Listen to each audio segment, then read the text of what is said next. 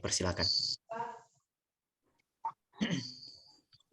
Baik, terima kasih Bang Gun. Izin Pak Ibu sahabat masih dari seluruh Indonesia, insya Allah kita akan buka sesi pelatihan kita pada malam hari ini. A'udzubillahiminasyaitonirrajim. Bismillahirrahmanirrahim. Assalamualaikum warahmatullahi wabarakatuh. Waalaikumsalam warahmatullahi wabarakatuh.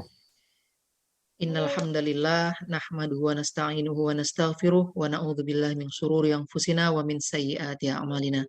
May yahdihillahu fala mudhillalah wa may yudlil fala hadiyalah. Asyhadu an la ilaha illallah wa asyhadu anna Muhammadar Rasulullah. Allahumma shalli ala sayyidina Muhammad wa ala ali sayyidina Muhammad. Qala rabbi israh li sadri wa yassir li amri wa hlul 'uqdatam min lisani yafqahu qawli. Amma ba'd. Alhamdulillahirabbil alamin. Segala puji dan syukur kita panjatkan kehadirat Allah Subhanahu wa taala pada malam hari ini. Alhamdulillah kita kembali dipertemukan oleh Allah Subhanahu wa taala dalam rangkaian sesi pelatihan Masjid Donir angkatan ke-6 yang alhamdulillah pada malam hari ini sudah masuk pada pertemuan ketiga Bapak Ibu ya. Semoga Allah Subhanahu wa taala memberkahi pertemuan kita pada malam hari ini dan senantiasa memberikan kita insyaallah taufik hidayah serta keistiqomahan untuk kita semuanya Bapak Ibu sahabat masjid untuk bisa terus berada dalam ketaatan dan kebaikan. Salawat serta salam senantiasa kita haturkan kepada junjungan kita Nabi besar Muhammad SAW beserta keluarga, para sahabat, serta pengikut beliau yang senantiasa istiqomah hingga yaumil akhir. Dan mudah-mudahan ikhtiar kita hari ini Bapak Ibu untuk belajar, untuk berkhidmat, untuk memakmurkan masjid ini juga adalah menjadi salah satu ikhtiar kita untuk mencontoh apa-apa yang telah Rasulullah contohkan kepada kita ya, lakukan dan dalam memakmurkan masjid atau masjid Allah. Dan mudah-mudahan hari ini keberkahan itu mengalir kepada kita ya. Allah senantiasa memberikan petunjuk dan mudah-mudahan dari apa yang telah Rasulullah SAW contohkan kita juga mampu menjalankannya dengan sebaik-baiknya. Amin amin ya rabbal alamin. Alhamdulillah Bapak Ibu, sekali lagi ini tak henti-hentinya kita menjadi puji dan syukur. Semoga pertemuan malam hari ini insya Allah memberikan kembali kita ilmu yang bermanfaat dalam niat kita untuk mempelajari ya, bagaimana memakmurkan masjid-masjid Allah yang hari ini kita kelola.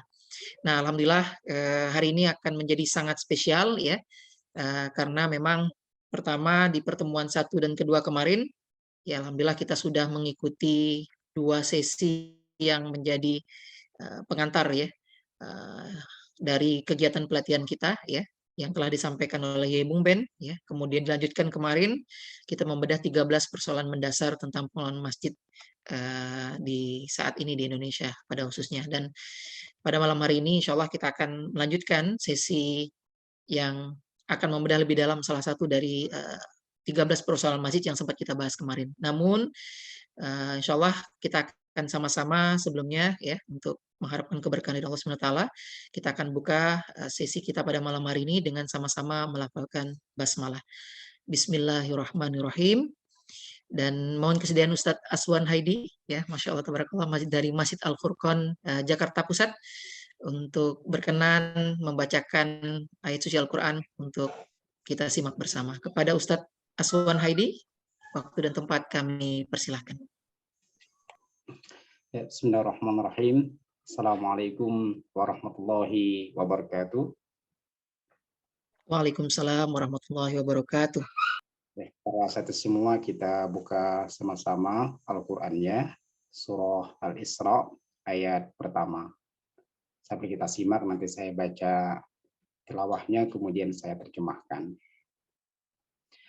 A'udzu billahi minasy syaithanir rajim. Bismillahirrahmanirrahim. Subhanalladzi asra bi'abdihi laylan minal masjidil haram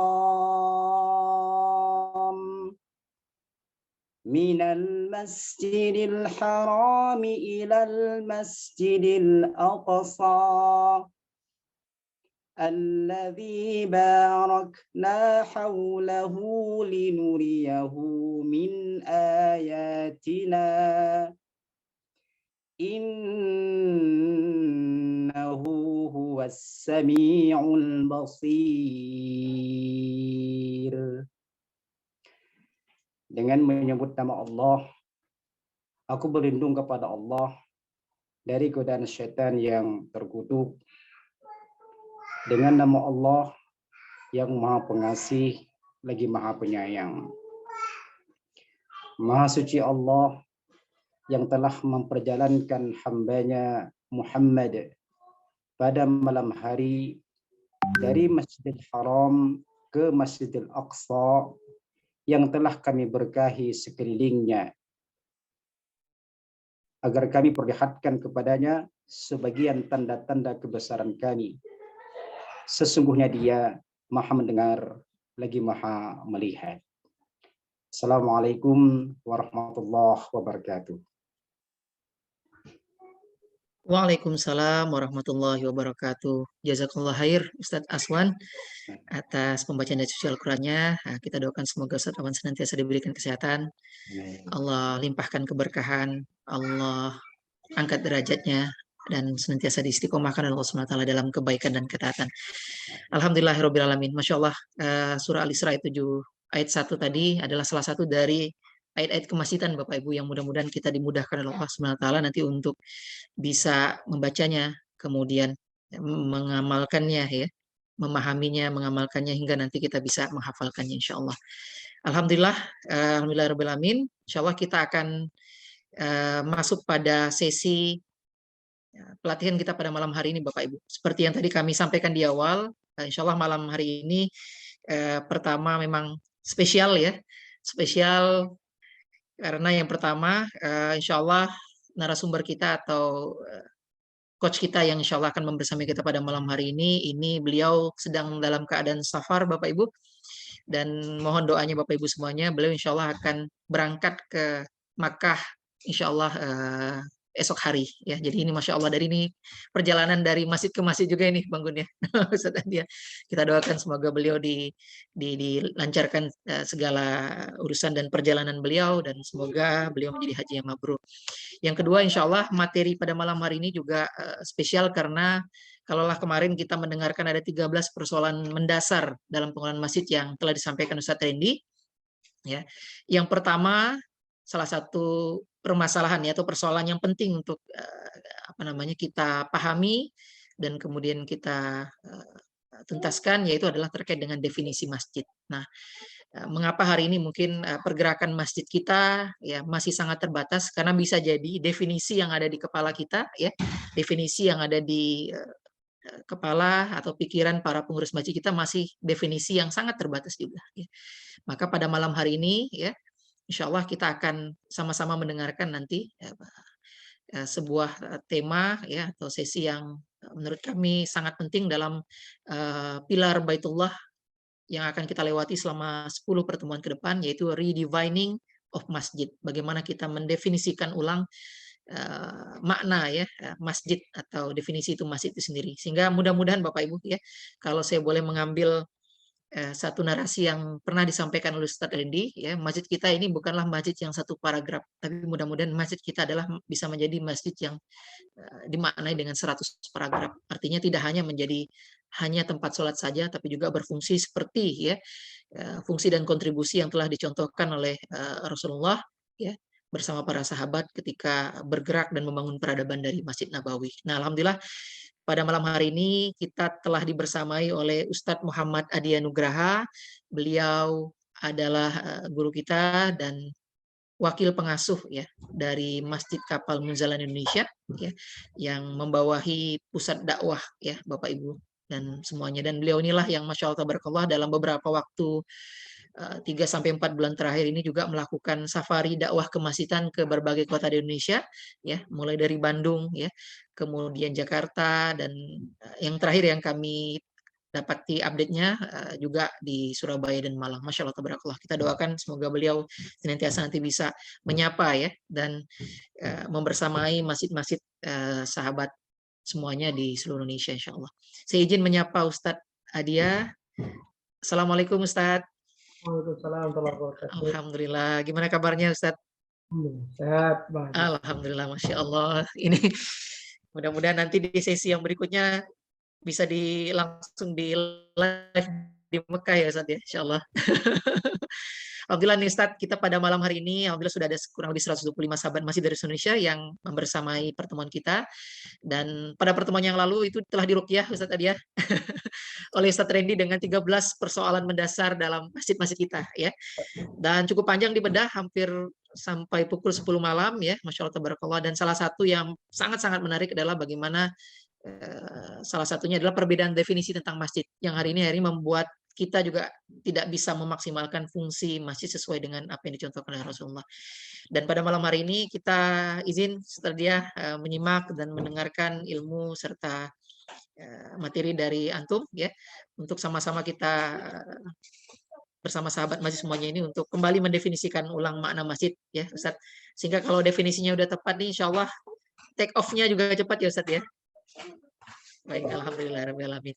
Baik Ustaz Adia, tanpa berpanjang kalam, kami mohon kesediaan Ustaz untuk bisa menyampaikan materi pada malam hari ini. Kepada Ustaz Adia, waktu dan tempat kami persilahkan. Terima kasih banyak Bang Haji, Bang Gun, dan semua teman-teman yang hadir di sini. Ada 131 akun yang login. A'udzubillahi minasyaitonirrajim. Bismillahirrahmanirrahim. Alhamdulillahilladzi hadana lihada wa ma kunna linahtadiya laula an hadanallah. Asyhadu an la ilaha illallah wa asyhadu anna Muhammadan abduhu wa rasuluh.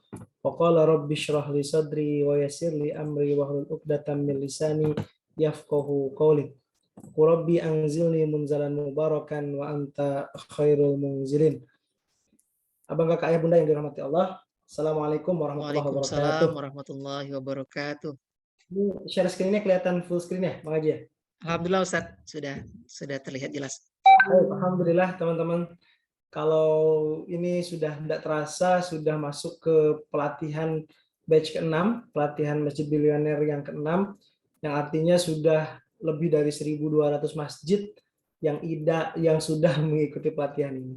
Dan alhamdulillah dari pelatihan 1 sampai ke 5 lumayan banyak pergerakan dari masjid-masjid yang akhirnya mulai menggagas pergerakan ke masjid ini sesuai dengan yang sedang kita narasikan bersama. Nah, di pertemuan kali ini, di malam hari ini, kita ingin ngebedah sedikit aja sebenarnya dari bagian besar puzzle kemasjidan ini, yaitu apa sih arti dari masjid. Jangan sampai selama ini kita diam di masjid, kita menjadi dewan kemakmuran masjid, kita menjadi pengurus masjid, tapi kita keliru memaknai apa sih masjid yang Allah maksud dalam Al-Quran, dan apa sih masjid yang diajarkan oleh Rasulullah dalam step-step perjalanan hidupnya, dalam step-step perjalanan sejarahnya, perjuangan dakwah Rasulullah di Madinah. Nah, jadi insya Allah malam hari ini kita belajar bareng, kita sharing bareng tentang judul Redefining of Masjid. Baiklah, kita sama-sama mulai dengan sama-sama merendahkan hati, merendahkan diri, kita besarkan kapasitas mangkok kita agar apa? Agar banyak ilmu yang bisa kita dapatkan. Yuk buka sama-sama dengan bersama membaca Al-Fatihah. A'udzubillahi minasyaitonirrajim. Bismillahirrahmanirrahim. Alhamdulillahirabbil alamin arrahmanir rahim maliki yaumiddin. Iyyaka na'budu wa iyyaka nasta'in. Ihdinas siratal mustaqim. Shiratal ladzina an'amta 'alaihim.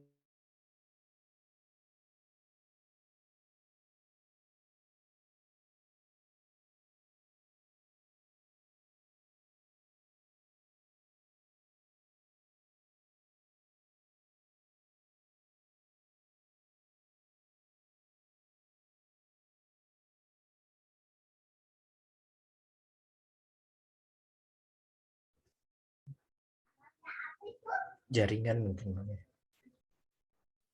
Iya, bagus.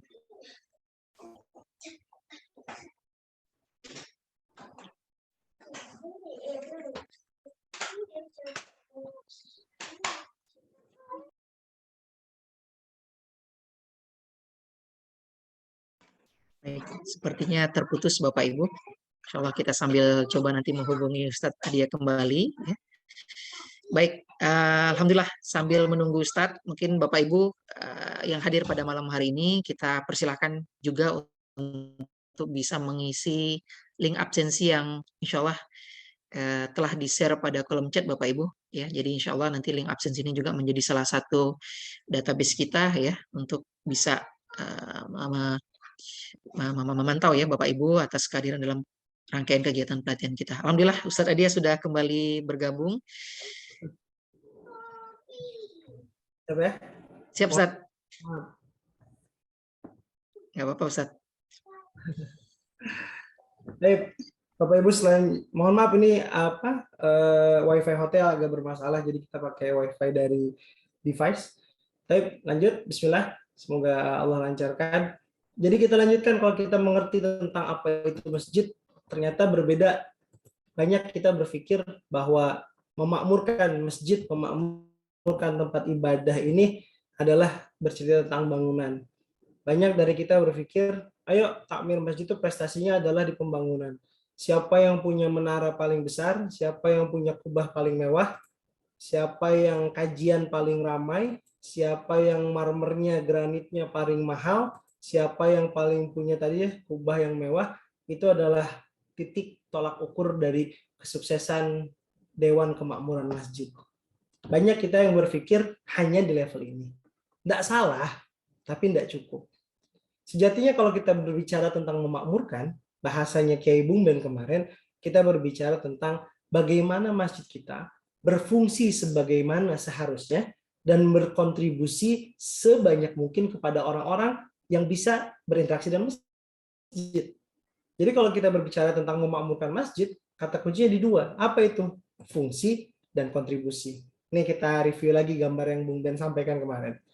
Kemarin Bung Ben menyampaikan gambar ini dengan konsep tanah dan manusia. Sekarang kita lihat. Kalau kita lihat rentetan sejarahnya, tulisan di sini ya, teman-teman mungkin yang bisa bahasa Arab, di sini bisa natisabi'ah lil hijrah. Ini kondisi Masjid Nabawi di tahun ke-7, 35 kali 30 meter persegi. Rumah Rasulullah di samping masjid, ya kan? Kalau kita lihat rumah Rasulullah, tolong dikoreksi kalau tidak salah, di sebelah sini. Betul-betul di samping mihrab. Ya kan? Artinya apa? Artinya bagaimana kita lihat tahun ke-7 Hijriah, Islam lagi jaya-jayanya, Islam lagi keren-kerennya, lagi mantep-mantepnya, ya kan? Tapi kenapa Rasulullah tidak membangun istana atau singgasana? Oh, Ustadz, belum zamannya. Mohon maaf, di zaman ini Persia, Romawi sudah punya istana megah. Teknologinya sudah ada. Ya kan? Arab sudah bisa membangun itu, tapi kenapa tidak dibangun? Karena memang fokusnya Rasulullah di 10 tahun dakwah di Madinah itu adalah membangun manusianya, fokus pada siapa yang akan bisa melanjutkan misi risalah yang beliau bawa. Nah, bangunan 30 kali 35 tanpa atap ini akhirnya bisa berkontribusi menjadi pusat segalanya, berfungsi untuk menyelesaikan permasalahan yang ada. Bahkan kontribusinya bisa dirasakan tidak hanya pada orang-orang yang ada di sekitar masjid, tapi mengubah nama kampung yang tadinya Yasrib, kampung petani, dan kalau kita datang ke Madinah kan gersang gitu ya, udaranya tidak bisa ditebak. Kalau teman-teman umroh, Madinah tuh kadang hari pertama panas, hari kedua tiba-tiba dingin, tiba-tiba malamnya ada angin, karena di Yasrib itu kenapa orang ogah ke sana? Karena banyak wabah, banyak penyakit. Jadi tadinya kota yang terisolir lah, paling di situ ada kebun-kebun kurma. Tapi ketika datangnya Rasulullah mendirikan Masjid Kuba pertama kali dilanjutkan dengan Masjid Nabawi, luar biasa. Kota yang tadinya bernama Yasrib berubah menjadi Madinah. Tamadun sendiri, Madinah sendiri dari kata tamadun. Tamadun apa? Maju. Artinya banyak bangunan yang terdiri. Ya. Madinah Al-Munawwarah bersinar luar biasa. Nah, ini kita konsep awal pahamkan dulu. Jadi kalau bercerita Ustaz, masih saya kecil Ustaz. Saya gagal jadi takmir. Bukan itu, Pak. Ya, boleh besar boleh bagus boleh megah bagus, tapi jangan lupa fungsi dan kontribusinya. Itulah kenapa kalau bapak-bapak, ibu-ibu semua yang main kebun jalan di Pontianak, masjid kami tidak besar. Kemarin Bung Ben sudah lihatkan fotonya, hanya 10 kali 17, bahkan 11 kali 17. Jamaahnya 300 saja. Tapi apa yang kita coba buktikan, kita mau menunjukkan bahwasanya masjid itu adalah bagaimana ia berfungsi dan bagaimana ia berkontribusi. Itu poin yang pertama. Selanjutnya, kalau kita lihat bagaimana perjalanan dari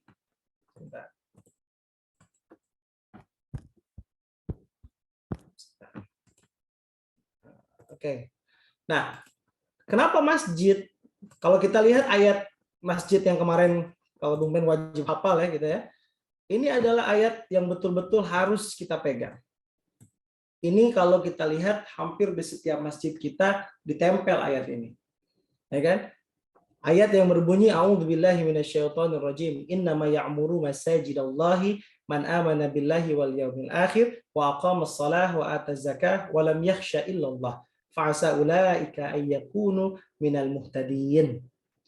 Di sini ada kata-kata innama ya'muru, atau hanya orang-orang yang bisa memakmurkan masjidnya Allah. Ya'muru di kata-kata ini adalah memakmurkan. Apa sih memakmurkan dalam bahasa Arab? Kalau kita bedah sedikit, kata-kata memakmurkan masjid itu, kata-kata ya'muru dan imarah, itu bisa bermakna banyak. Bisa bermakna meramaikan, membuat tempat yang tadinya sepi menjadi ramai. Betul, itu ya'muru. Membuat yang tadinya tidak terawat menjadi terawat. Betul. Tapi ada yang lebih dalam makna dari imarah. Makna dari ya'muru masajidallah ini ada lebih dalam dari sekedar membuat tempat tersebut ramai. Apa? Yang lebih penting adalah satu. Imarah ini adalah menjalankan ketetapan yang disepakati bersama. Jadi kalau misalkan konsep berjamaah yang kita anut dalam sholat, itu kita kerjakan di dalam sholat kita, maka konsep berjamaah ini harus bisa dijalankan dalam konsep pemakmuran masjid. Ya kan? Kalau kemarin Kiai Bung Ben menggambarkan apa? Adanya pemimpin, adanya berjamaah, adanya ketaatan.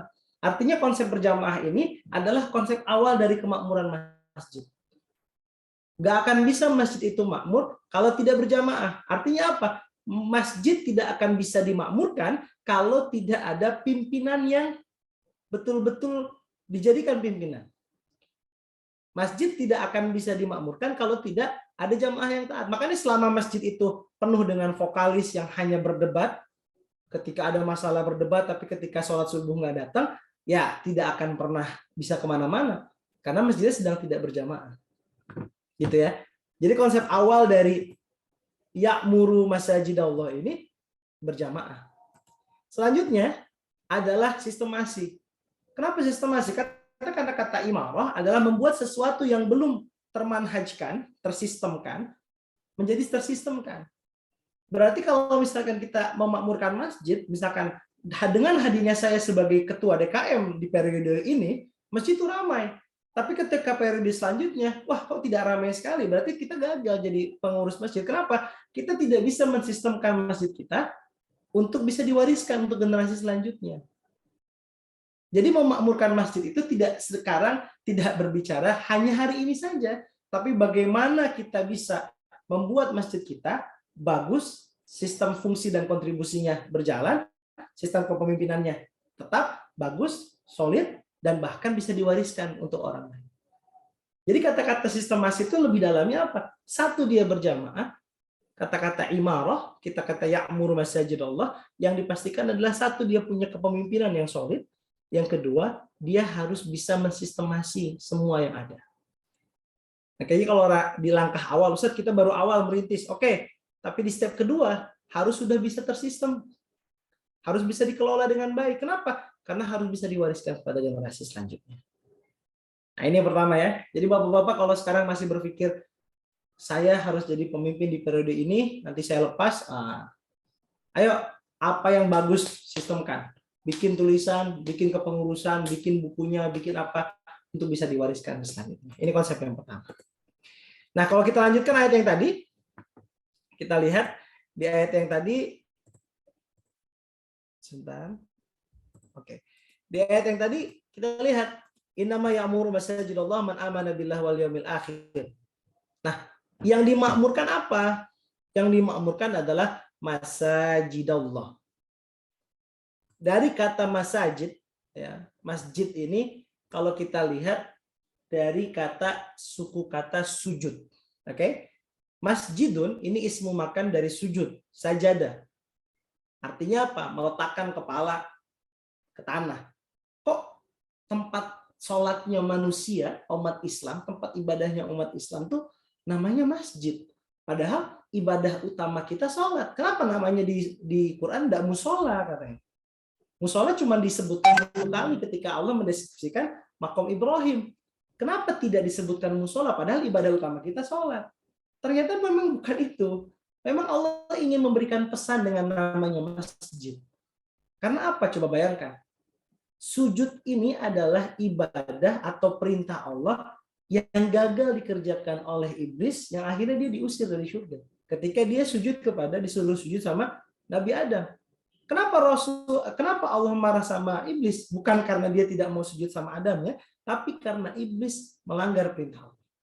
Kenapa? Karena puncak dari penghambaan, puncak dari abdun itu adalah melepaskan semua kehebatan kita dan menghamba pada Allah. Disitulah sujud. Kepala yang kita agungkan, wah dipegang sama orang, kita berani berantem sampai bertumpahan darah ya.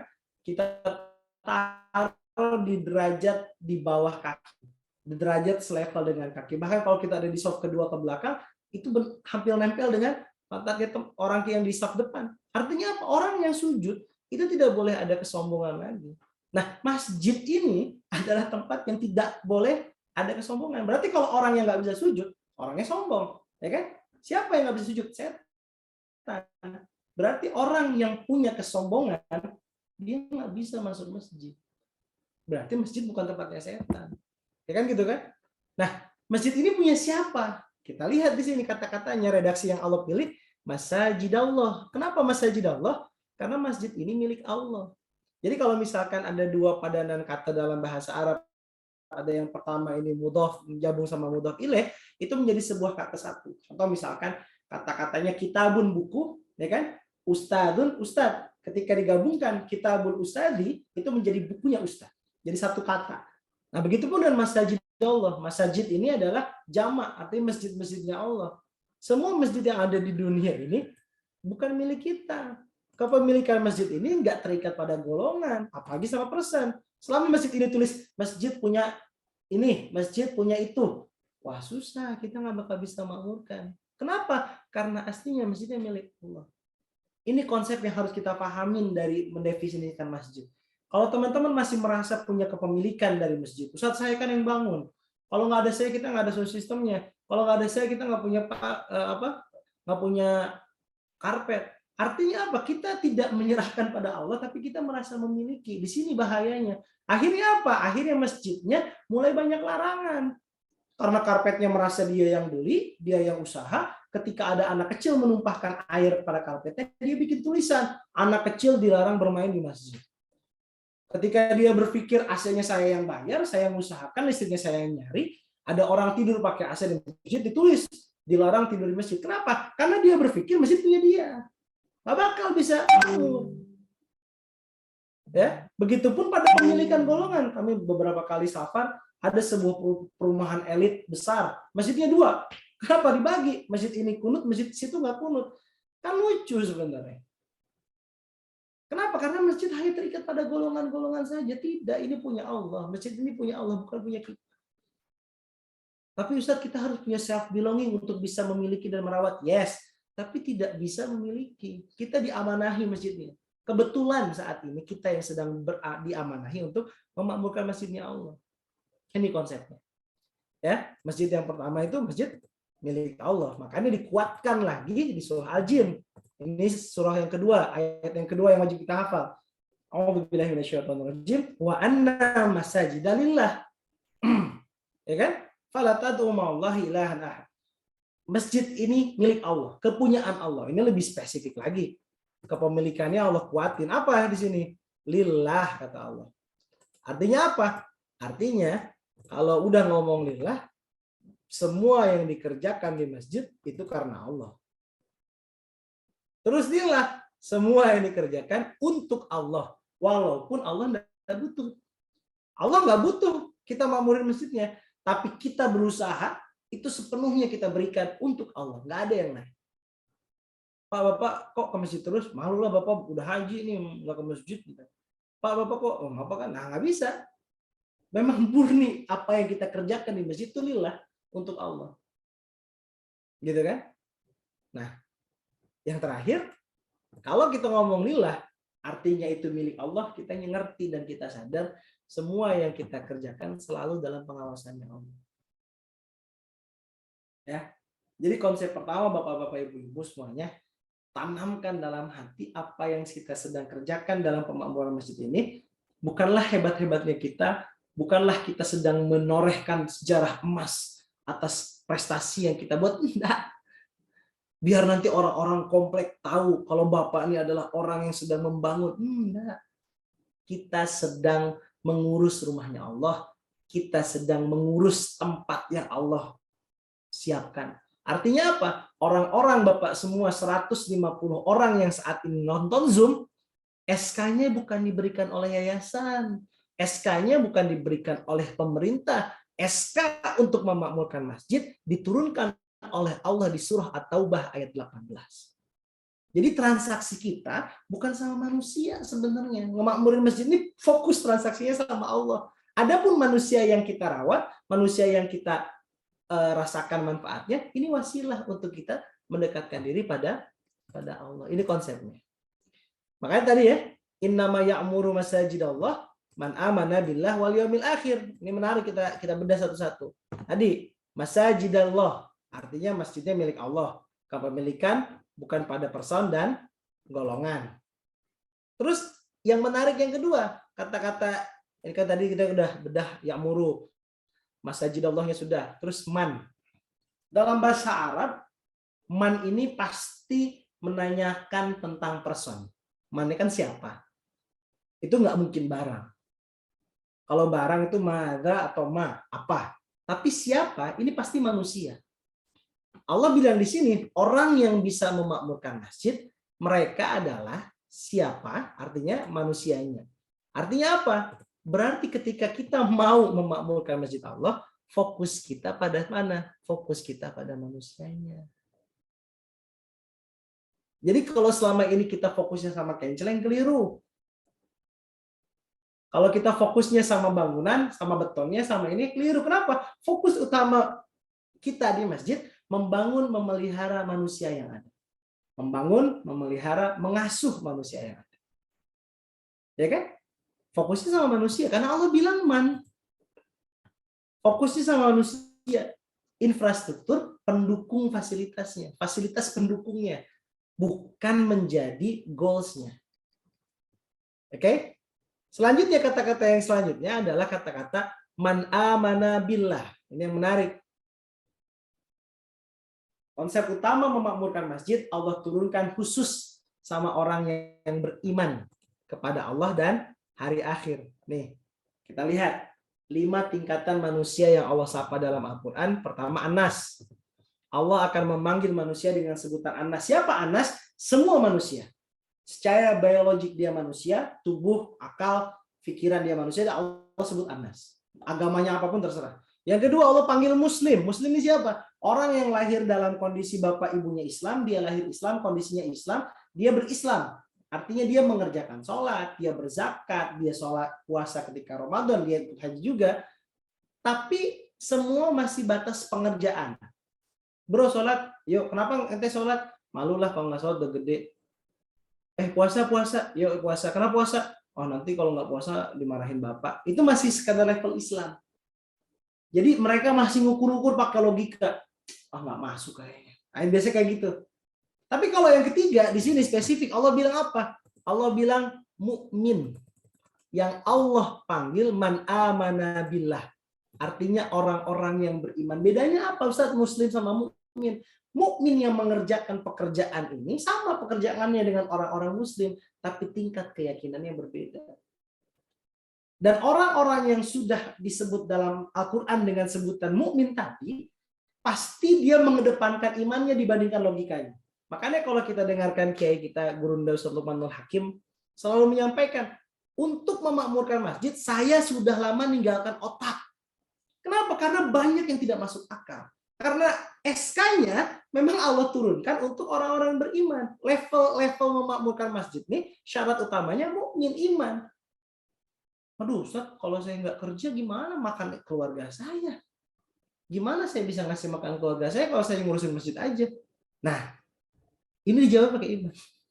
Makanya kalau ada orang tanya, ngapain ngurus masjid, dapat apa? Satu jawabannya, dapat semua. Ya. Wah, saya meninggalkan pekerjaan saya meninggalkan bisnis saya di kampung halaman, saya tinggalkan, saya lepaskan semua, fokus ngurus masjid. Dan Masya Allah, tabarakallah, Allah kasih banyak sekali hadiah. Kenapa? Karena bukan lagi level akal yang bekerja. Tak masuk akal. Makanya kalau selorohan candaan Ustaz Lukman, ini pekerjaan yang tidak masuk akal, tapi masuk rekening. Artinya apa? Kita nggak ngerti gimana cara Allah ngasih. Pokoknya masuk aja. Oke? Nah, di kesempatan lain kita bahas ya, mutakin dan muhsinin. Intinya mutakin ini level kebermanfaatannya bisa dirasakan orang banyak. Muhsinin ini orang yang paling tinggi karena dia benar-benar berbuat hanya kepada Allah. Nah, SK memakmurkan masjid ini Bapak-Bapak Ibu sekalian hanya diberikan kepada orang yang beriman. Jadi kalau hari ini kita masih berhitung sama Allah, ya kayaknya nggak masuk deh kalau aku ngurusin masjid. Kita nggak bakal kemana-mana masjid. Makanya kalau misalkan, ya kita dia bahasa-bahasa guru kita ketika ngiri SMK, ini kerjaannya orang gila. Kenapa? Karena sudah tidak pakai akal, pakainya iman. Gitu. Sip. Lanjut dulu. Lanjut masih di ayat yang sama, kita bedah. Ya, kita bedah dikit-dikit. Man amana billah wal yaumil akhir ini menjadi spek pertama seseorang harus bisa memakmurkan masjid. Dia harus punya keimanan dulu. Oke? Terus yang kedua, manusia seperti apa sih Ustaz yang bisa memakmurkan masjid? Spek yang kedua. Spek yang kedua yang Allah mau adalah wa aqamas shalah. Aqama yuqimu. Ini yang menarik, kemarin kita bahas dengan Ustaz Lukman. Aqama ini kenapa sih Allah menyiapkan atau Allah memberikan isyarat bukan takdiyatus shalah atau melaksanakan sholat, tapi aqama shalah? Karena iqamah itu adalah merubah posisi kita dari sebelumnya duduk menjadi berdiri. Aqama shalah ini adalah sesuatu atau menggambarkan betapa orang harus keluar dari zona nyamannya untuk memaksakan diri bergerak untuk sholat. Gini ya. Nah, nanti kita bahas dikit-dikit. Terus yang kedua, wa ata zakah. Oke, ata zakah ini apa? Konsepnya nih Pak, ata itu memberi, menunaikan. Orang yang memakmurkan masjid bukanlah orang yang otaknya mengumpulkan, tapi otaknya mendistribusikan. Jadi bukan otaknya, saya belum dapat duitnya dari mana ya? Gimana ngumpulin jamaah, gimana ngurus donatur? Maaf, salah. Makanya di Munzalan, diajarkan di Masjid Kapal Munzalan oleh guru kami, bukan ada uang dulu baru bikin program, bikin programnya dulu, datanya kumpulin dulu, baru nanti Allah datangkan jamaah. Karena konsepnya masjid ini adalah jembatan amal soleh, menghubungkan antara orang-orang yang butuh, orang-orang yang ingin berbuat baik dengan orang-orang yang perlu. Gitu. Jadi konsep utamanya ketika masjid nanti ada cerita bikin menggalang donasi, bukan untuk menggalang donasi, tapi bagaimana dia bisa mendistribusikan. Mindsetnya harus berubah. Yang terakhir, walam yakhsha illallah. Orang-orang yang mendirikan atau memakmurkan masjid nggak boleh takut selain pada Allah. Di sini ya, tidak takut kepada siapapun selain kepada Allah. Dalam Al-Quran ketakutan itu digambarkan dengan beberapa kata. Ada kata-kata khauf, ada kata-kata yakhsha. Kalau khauf itu takut, khawatir, aduh nanti kalau ketemu kayak takut sama, misalkan ada orang yang takut sama anjing gitu kan, takut. Kalau yakhsha, takut kalau dicuekin, takut kalau ditinggalin, kayak kita sama orang tua gitu. Duh kalau nanti ngecewain bapak, nanti nggak diajak jalan-jalan. Artinya orang ini penuh harap, penuh kegelisahan kalau takut mengecewakan. Nah kita dalam memakmurkan masjid nggak boleh ada rasa ingin caper, ingin membahagiakan kecuali Allah. Ya Allah, saya hanya pengen benar menghadapi ridhomu gitu loh. Kalau nggak dapet ridhomu, aduh ya Allah gimana ya. Nah kayak gitu ya, tuh perasaan jangan sampai Allah meninggalkan kita. Kurang lebih kayak gitu ya. Nah, Bapak-bapak, Ibu-ibu, reward yang akan Allah berikan, fa'asa ulaika ayyakunu minal muhtadin. Orang-orang dengan 4 spek ini, amanah billah wal yaumil akhir, aqama shalah wa ata zakah wa lam yasha illallah. Hal apa rewardnya? Semoga nanti orang-orang tersebut akan kita berikan hidayah, petunjuk. Makanya kok bisa ya bikin masjid, tiba-tiba bikin program gini, tiba-tiba bikin program gitu. Dari mana sih idenya? Bukan dari kita, bukan hebatnya kita, bukan pinternya kita. Memang Allah yang ngasih petunjuk.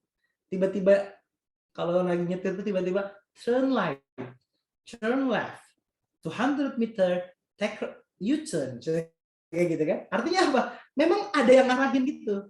Kita nggak ngerti, kita cuma bilang, ya Allah tolong arahkan kami. Diarahkan betul sama Allah.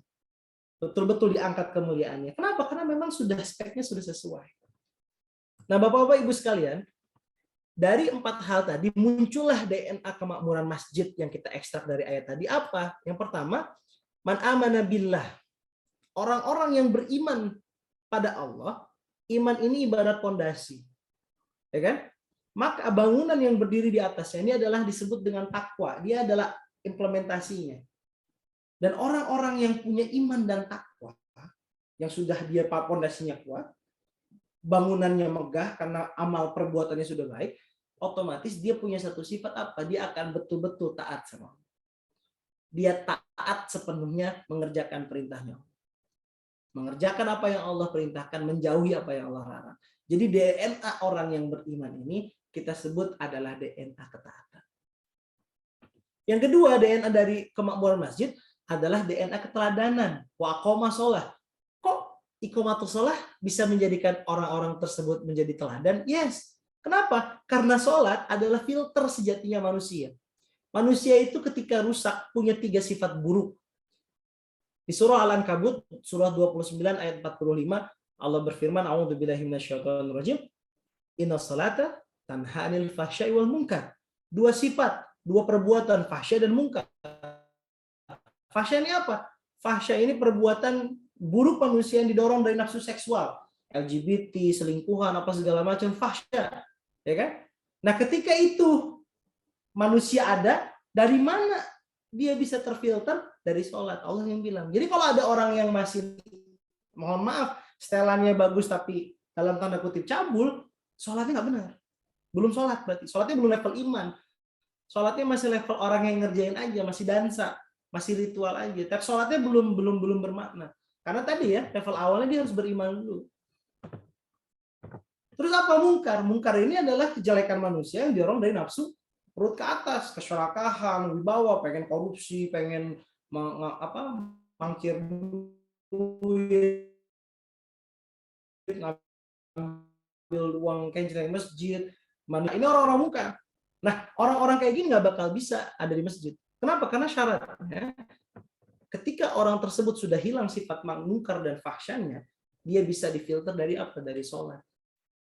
Maka ketika orang udah hilang dua perbuatan tadi, maka dia akan jadi pribadi yang baik, pribadi yang teladan. Dan terakhir, sifat yang nggak boleh ada pada diri manusia yang memakmurkan masjid apa? Munafik. Allah kuatkan di surah An-Nisa ayat 142. Kenapa? Orang munafik itu sholat. Tapi qamu ila sholat, berdiri untuk menjalankan sholat, dan mereka malas-malesan. Jadi kualitas sholat ini kualitas sholat yang paling rendah. Dan bahkan Rasulullah bilang, ketika kita ingin melihat manusia, lihat sholatnya. Subuh dan isya, disitulah kita bisa memfilter kemunafikan. Ya kan? Hadisnya bilang, orang munafik kalau tahu hebatnya 2 sholat ini, mereka akan merangkak. Nah, berarti orang yang benar-benar aqomah sholat dengan level tadi iman basicnya, mendirikan sholat, maka hatinya akan bersih, jiwanya akan dibersihkan, akan muncul keteladanan. Bapak-bapak sekarang yang mau nyari mantu, ibu-ibu yang mencari mantu, nggak usah repot-repot dilihat jabatan dan gaji slipnya. Pastiin aja 40 hari dia sholat berjamaah di masjid. Kalau jadi dia sholat berjamaah, bismillah. Tapi kalau sholat 1 hari, 2 hari, 3 hari, 3-nya hilang, ya mohon maaf, jangankan membangun keluarga. Membangun untuk sholat subuh aja kagak bisa, gitu kan? Nah, yang ketiga wa'ata zakah. Zakah ini tadi ya konsepnya. Konsepnya adalah memberi, mendistribusikan. Berarti apa sifatnya DNA-nya? DNA-nya peduli. Takmir masjid itu harus care sama orang-orang sekitarnya. Kenapa dulu para wali songo, para orang-orang terdahulu bikin menara? Selain untuk dia naik ke atas teriak azan, kan kalau kita lihat di beberapa tempat masih ada yang menjalankan sunnahnya. Muazzinnya ketika azan, balik kanan, balik kiri. Hayya 'alas shalah, balik kiri. Hayya 'alas shalah. Kenapa? Karena Bilal seperti itu dulu. Naik ke menara, teriak keliling, menyerukan orang ke masjid. Nah, ternyata ada sebuah pekerjaan setelah menyerukan La ilaha illallah itu tidak langsung turun. Apa yang dikerjakan seorang muazin, seorang takmir masjid? Dia memastikan rumah-rumah di sekitar masjidnya berasap. Rumah mana yang tidak ada asapnya, artinya tidak masak. Maka setelah sholat, pengurus masjidnya akan mengantarkan bahan makanan ke rumah orang tersebut. Artinya dari awal udah care duluan. Emang nggak boleh punya pengurus masjid yang cuek. Pengurus masjid ini, orang yang memamurkan masjid ini harus punya DNA kepedulian. Dan yang terakhir, orang yang memakmurkan masjid haruslah punya DNA yang disebut walam yakhsha illallah. DNA-nya apa? DNA kemandirian. Orang-orang yang mandiri, orang-orang yang hebat, orang-orang yang nggak bisa intimidasi, orang-orang yang nggak bisa diancam. Kenapa? Karena dia pure niatnya sama Allah. Dia nggak takut sama siapa-siapa. Bayangin coba, ada pribadi yang berimannya kuat, sholatnya benar, wah dermawan, kepeduliannya tinggi, wah itu jadi pribadi yang luar biasa, nggak takut. Makanya Rasulullah, bayangin Bapak-Bapak sekalian ya, ini hebatnya komunikasi Nabi kita, baru pindah loh dari Makkah ke Madinah. Madinah belum jadi apa-apa, tapi Rasulullah sudah mengirim 3 utusan ke 3 kerajaan besar. Ke Romawi, ke Persia, satu lagi kemana? Kisra ya, ke Mesir ya. Ketika itu apa suratnya? Aslim taslam. Masuk Islam maka ente akan selamat. Bayangkan. Bagaimana seorang nabi punya kepercayaan diri kayak gitu, padahal kalau dilihat infrastrukturnya belum kemana-mana gitu loh. Dia ngirim surat ke kerajaan besar. Artinya apa? Ini mandiri, walam yasya'illah. Dia nggak takut sama raja-raja. Dia nggak takut, dia cuma takut sama Allah. Luar biasa. Ya, inilah DNA yang harus ada di masjid kita. Inilah DNA yang harus ada dalam diri kita untuk kita memakmurkan masjid kita. Nah, kalau DNA ini tidak ada, maka bakal pincang. Makanya kalau kita bahas dari DNA ini berangkat ke dalam step pemakmuran masjid. Yang pertama, ini ada 4 step level DNA yang dilihat dan dibagi betul-betul ke dalam sebuah pengaplikasian lembaga. Dari ketaatan muncullah Baitullah. Disinilah bagaimana rumahnya Allah betul-betul menjadi tempat orang mendalamkan keimanan. Mohon maaf. Banyak sekarang Baitullah masjid yang menjadi tempat perdebatan. Hanya menjadi tempat untuk saling menyalahkan. Harusnya kajian-kajian yang ada adalah kajian-kajian mempertebal keimanan. Kajian-kajian akidah yang memperkuat, bukan kajian pecah belah. Ustaz fikih penting nggak? Penting, tapi jangan dibahas dengan cara yang keliru. 500 tahun yang lalu kitab Bidayatul Mujtahid tentang perdebatan itu sudah dirilis sama ulama-ulama. Lah kita nih kalau masih berantem gara-gara kunut, ketinggalannya 500 tahun, Pak. Gitu loh. Ya, ketinggalannya 500 tahun, bayangin. Kalau zaman dulu kan, zaman kami kecil, ada masjid kunut, masjid gak kunut, ribut. Nah, alhamdulillah sekarang nih, Masya Allah ya, udah nggak pada ribut. Kenapa? Jarang orang yang sholat subuh di masjid soalnya. Jadi udah nggak pada ini. Begadang soalnya di kafe main Mobile Legends kan, pemuda-pemudanya subuh-subuh, wallahu a'lam pada di mana. Nah, ini konsepnya. Yang kedua, konsep keteladanan, bagaimana sholat tadi bisa berdampak pada pribadi, bagaimana sholat tadi bisa berdampak pada kehidupan. Artinya, ayo pahami bacaan sholat. Gimana Ustaz biar kita paham bacaan sholat? Ayo belajar bahasa Arab. Wah, artinya apa? Muncul nama lembaga Baitul Quran. Disinilah kita punya lembaga pendidikan yang kita siapkan untuk orang-orang minimal kita yang sudah tua ini mengerti, dan kita menyiapkan lembaga untuk anak-anak kita sebagai penerus. Nah, ketiga, untuk ruh atau DNA kepeduliannya muncul Baitul Mal. Makanya nggak bisa dipisahkan. Baitul Malnya adalah sebuah tempat untuk menyalurkan kepedulian. Makanya keliru kalau bercerita Baitul Mal ini besar-besaran pendapatan. Salah. Bagaimana Baitul Mal ini harus bercerita besar-besaran kontribusi. Ya, apalagi sekarang ini lagi nauzubillah ya, lagi digoreng sana sini biar orang nggak mau lagi bayar zakat, bayar sedekah. Karena saat ini Indonesia adalah negara paling dermawan. Ada oknum yang memanfaatkan itu, tapi kita di masjid jangan sampai punya kesana. Otaknya bukan mengumpulkan, nauzubillah memanfaatkan para donatur. Otaknya adalah bagaimana kita bisa berkontribusi untuk orang-orang sekitar. Jembatan, tugas kita nggak lain. Talang air. Ada air di atas, disalurkan ke tempat yang di bawah. Tapi sunatullahnya apa? ya bisalah basah palangnya. Gitu aja. Tapi kita nggak numpuk-numpuk. Nah, terakhir, untuk bisa mandiri, untuk bisa kuat, adalah baitul mal. Bagaimana baitul muamalah? Bagaimana kita mulai bisa bermuamalah? Nah, banyaknya masjid-masjid kita ingin mandiri, baru masjid langsung pengen bikin baitul muamalah, bikin bisnis, bikin koperasi. Baru 1 tahun, 2 tahun berantem aja. SAH gimana? THR gimana? Kenapa banyak berantemnya? Karena kepribadiannya belum selesai di Baitul Quran. Sholatnya belum clear, ngajinya belum clear. Nah, artinya kenapa kita masih sering berantem di level ini? Karena kita skip 2 tangga. Yuk, yang punya masjid yang punya amal usaha pasti coba lihat. Iya, yang dalamnya konflik terus. Kenapa ya? Karena ya belum clear dirinya, belum clear utamanya. Oke?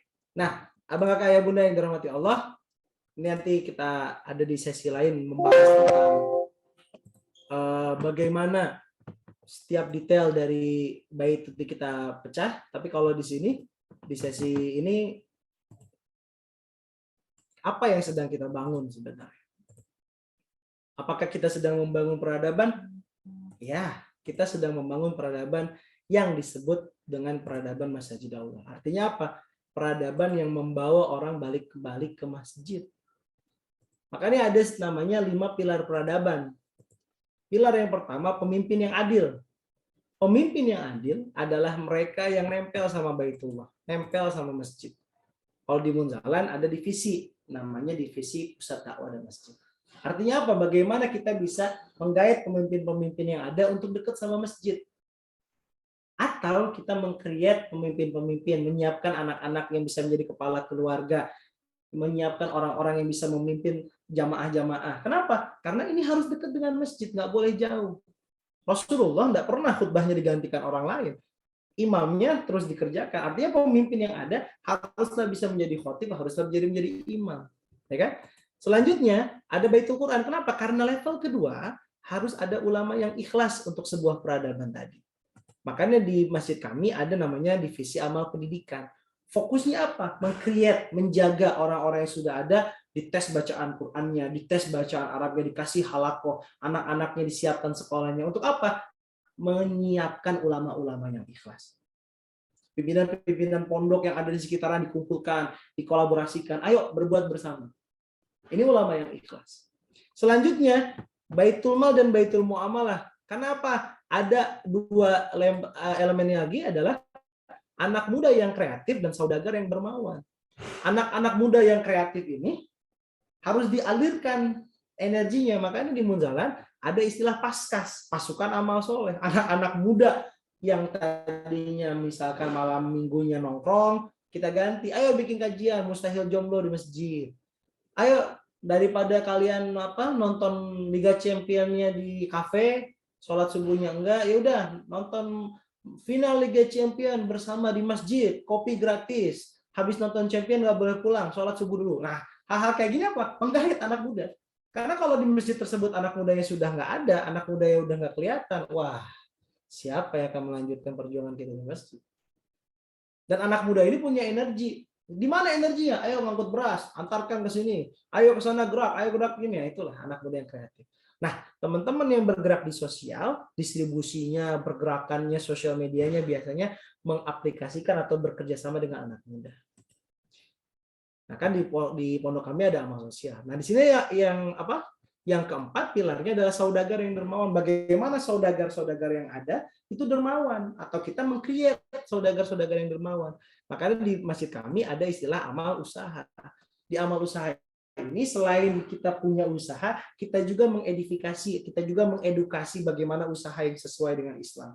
Bagaimana akad yang tidak batil, bagaimana akad yang tidak riba. Diajarkan semua pada pengusaha-pengusaha yang mau belajar. Agar apa? Terbentuk sebuah ekosistem muamalah yang baik akhirnya. Para pengusaha dermawan, mau bayar zakat, mau bayar sedekah, mau menyiapkan wakaf. Banyak. Kenapa? Karena ini penting. Nggak bisa enggak. Dan yang terakhir, ada 5 pilar peradaban yang terakhir, itu adalah orang lemah yang berdoa, atau doa orang lemah. Bapak-bapak, Ibu sekalian, banyak dari kita ketika kita mendistribusikan bantuan sosial, mendistribusikan zakat, itu fokusnya sama orang duafa, betul? Tapi kita lupa, duafa yang kita sedang distribusikan itu ternyata haruslah duafa yang berdoa. Artinya apa? Kita pastikan orang-orang yang berdoa, yang mendapatkan bantuan itu orang-orang yang beribadah. Disitulah bentuknya pondok masjid Kapal Munzalan ini, ya, pondok masjid Munzalan Ashabul Yamin ini merangkul orang-orang yang tadi bermasalah. Makanya tidak aneh kalau ke masjid itu tiba-tiba kalau masjid kita sudah benar, ada saudagar yang datang ke masjid, tapi dalam kondisi lemah. Saudagarnya belum dermawan. Kenapa? Yang datang saudagar penuh hutang. Jangan diusir, sama masjid dirangkul, diasuh, masukin ke level iman, diajarin Quran, diajarin sholat. Artinya apa? Bisnisnya maju, dia bisa dermawan. Orang lemahnya ada lagi, anak muda yang broken home. Anak mudanya di sini, tapi pastiin dia jadi orang baik, berdoa. Ajarin sholat, ajarin apa, jadi anak muda yang kreatif. Selanjutnya apa? Banyak orang-orang yang ada di level orang lemah ini, dipastikan mereka berdoa dan dipastikan mereka taat. Makanya kalau di masjid kami, tidak pernah bagi-bagi sembako ke masjid, ke rumah-rumah, tapi pastikan orang-orang yang berhak menerima zakat atau sedekah tadi datang ke masjid kita. Itulah kenapa gerakan infak beras itu tidak didistribusikan ke pinggir jalan, nggak didistribusikan sembarangan, tapi didistribusikan ke pesantren-pesantren. Karena kita pastikan yang makan sedekah infak beras tadi adalah santri-santrinya, bukan orang-orang sembarangan. Gitu ya. Nah, ekosistem inilah yang nanti kelak disebut sebagai peradaban masjid Allah. Artinya apa? Peradaban yang menggait semua orang balik ke masjid. Kita nggak lagi bicara tentang arus politik, kita nggak sedang berbicara tentang apapun ini di sini, kita berbicara bagaimana level elemen masyarakat yang ada di sekitar kita ramai-ramai balik ke masjid. Itu aja. Oke? Barakallah, syukran. Itu yang bisa kita sampaikan. Semoga pemaparan redefining masjid ini bisa menjadi tambahan diskusi, tambahan wawasan untuk kita bisa sama-sama memakmurkan masjid yang Allah titipkan sama kita. Barakallah, saya kembalikan ke Bang Haji dan Bang Gunawan. Bang Gun, silakan. Masya Allah, tabarakallah. Masya Allah. Takbir. Allahu Akbar. Masya Allah. Jazakallah khair, Ustadz Muhammad Adia. Ini banyak sekali poin yang kami catat nih, Ustadz ya. Dan ini menarik sekali Bapak Ibu karena memang kaitannya adalah ini bukan redefining dengan definisi yang baru ya Ustadz ya, tapi mengembalikannya kepada definisi yang telah Allah tuliskan dalam Al-Quran. Masya Allah, tabarakallah. Bapak Ibu, insya Allah ini banyak hal menarik. Bahkan di akhir ujung tadi Ustadz Adia menyampaikan tentang peradaban Masjid Allah. Ini kita melihat bagaimana 4 pilar Masjid Allah yang menjadi fokus utama pembahasan kita nantinya selama pelatihan ini, itu disandingkan dengan 5 pilar peradaban. Ini Masya Allah. Dan itu harus melekat di masjid ya Ustadz ya.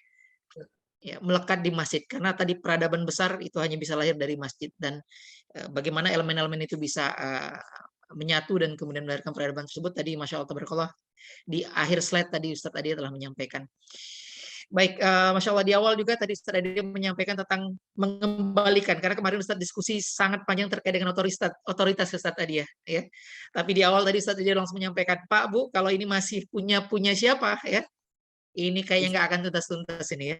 Maka kita harus kembalikan bahwa masjid ini punya Allah. Clear Pak. Nah baru nanti kalau udah sama bahwa ini masjid Allah punya Allah, baru nanti disamain Ustadz ya. Baru kita bisa bergerak dengan bareng. Baik Bapak Ibu, ini insya Allah Ustadz Adia mohon kesediaannya untuk bisa nanti membersamai beberapa waktu ke depan untuk sesi diskusi. Baik Bapak Ibu, insya Allah kita buka ya sesi pertanyaan. Ya, silakan mengaktifkan fitur raise hand atau juga menuliskan di kolom chat beberapa pertanyaan-pertanyaan yang Bapak Ibu sampaikan untuk nanti insya Allah kita sampaikan ke Ustadz Adia. Alhamdulillah ini sudah masuk 2 pertanyaan Ustadz. Sambil menunggu yang lain silakan nanti dituliskan di kolom chat atau nanti langsung raise hand Bapak Ibu. Saya izin menyampaikan atau membacakan 2 pertanyaan yang telah masuk. Yang pertama ini dari Manado Ustadz Adia. Tapi ini lebih ke usul nih Ustadz. Oh ini Masya Allah ini tadi baru mendengarkan apa yang disampaikan Ustadz. Mau usul sebaiknya kita dirikan sekolah manajemen masjid yang targetnya pengurus masjid dan jamaah muslim. Tujuannya agar bagaimana sekolah pada umumnya ada calon-calon pengurus masjid, ada dasar pengetahuan dalam memakmurkan masjid. Masya Allah, tabarakallah. Ini dari sahabat kita di Manado ini, Ustadz Adia. Apakah sangat perlu nih Ustaz, kita ada sekolah khusus nih untuk manajemen masjid, atau ini udah cukup di pelatihan PMB Ustaz?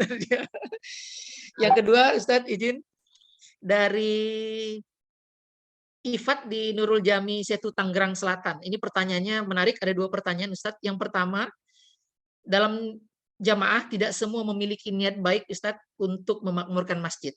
Ya. Mohon penjelasan bagaimana kita bisa melihat atau menyeleksi jamaah yang memiliki niat murni. Masya Allah, ini untuk memakmurkan masjid Ustadz. Atau ada yang memiliki niat lain, yang itu bukan untuk memakmurkan masjid. Itu yang pertama. Yang kedua, pertanyaan kedua Ustadz, suro atau waktu yang ideal dalam kepengurusan DKM dalam membicarakan kegiatan atau program masjid itu idealnya berapa kali Ustadz dalam 1 pekan? Jazakallah khair dari Ifat Nurul Jami Setu Tangerang. Ini 2 pertanyaan yang sudah disampaikan. Ustadz, apakah mau dijawab dulu Ustadz atau Jawab dulu deh. ya? Jawab dulu ya. Oh, jawab dulu, siap. Ya. Pak Deden, sabar ya Pak Deden ya. Setelah ini nanti setelah dijawab kita akan lanjut. Silakan Ustadz Adi ya. Ini keren banget. Sekolah manajemen masjid. Kemarin sudah sempat obrolan sama Bang Gun juga. Bahkan kemarin Ustadz Lukman dan tim PMB ini punya cita-cita membuat IMAN ya, Institut Takmir apa kemarin? Bang Aji lupa saya. Imarah Masjid. Imarah Masjid Nusantara. Ustadz. Oh iya betul, IMAN. Institut Imarah Masjid Nusantara. Memang ada ide ke sana, ada gagasan, dan bahkan mohon doanya semoga Allah takdirkan di waktu yang tepat kita bisa hadir dengan sekolah ataupun lembaga pendidikan yang memang fokus untuk membentuk kader-kader ke depan.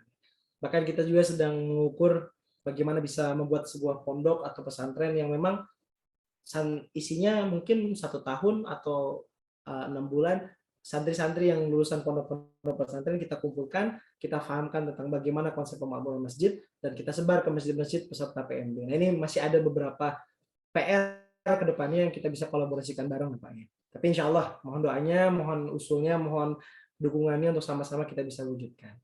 Nah, selanjutnya dari Kak Ifat Nurul Jami, ini tentang bagaimana kita bisa melihat niatan dari jamaah yang lain. Nah, ini ya tadi kan pertanyaannya, kita nggak bisa lihat niat seseorang, tapi kita bisa lihat kesungguhan mereka. Makanya kalau di Munzalan, subuh dan isya itu krusial. Sebelum diberikan amanah kepada seseorang menjalankan amanahnya, maka dia akan dilihat dari subuhnya. Bagaimana kualitas dia menjalankan sholat subuh. Nah, terus bagaimana kedekatan dia dengan Al-Quran. Bagaimana banyak hal yang memang kita ada SOP-SOP yang memang kita siapkan untuk mengetes bagaimana kesiapan seseorang itu memakmurkan masjid Allah. Saat ini kan kemarin Bunda menyampaikan ada kurang lebih 600 santri penerima amanah di seluruh Indonesia yang sama-sama memakmurkan masjid. Artinya bagaimana kita bisa melihat mereka serius atau tidak? Memang ada level tadi di Baitul Quran tadi, tempat kita mengupgrade dan kita memfilter orang-orang kualitasnya seperti itu. Dan yang terakhir, berapa pekan sekali Ustadz syuro? Kalau di Munzalan saat awal-awalnya syuronya memang setiap hari, setiap subuh cerita, bikin program jalan. Tapi sekarang syuro kami per bulan 1 kali. Itu ada istilahnya majelis kepengasuhan 8 orang. Di situ kita berdiskusi tentang bagaimana langkah-langkah strategik dan visi-visi yang akan kita bangun ke depannya. Dan ada, kalau di Munzalan ada sidang badan wakaf, nanti ada badan wakaf yang memang menjadi nazir yang memegang kompas dari perjalanan Munzalan, yang nanti teman-teman yang ada di divisi-divisi tadi akan melaporkan bagaimana langkah-langkah yang dilaporkan kepada badan wakaf. Ini kami belajar mengadopsi nilai dari Gontor untuk menjalankan masjid sesuai dengan apa yang disampaikan tadi. Ya, kurang lebih seperti itu. Monggo silakan yang lain.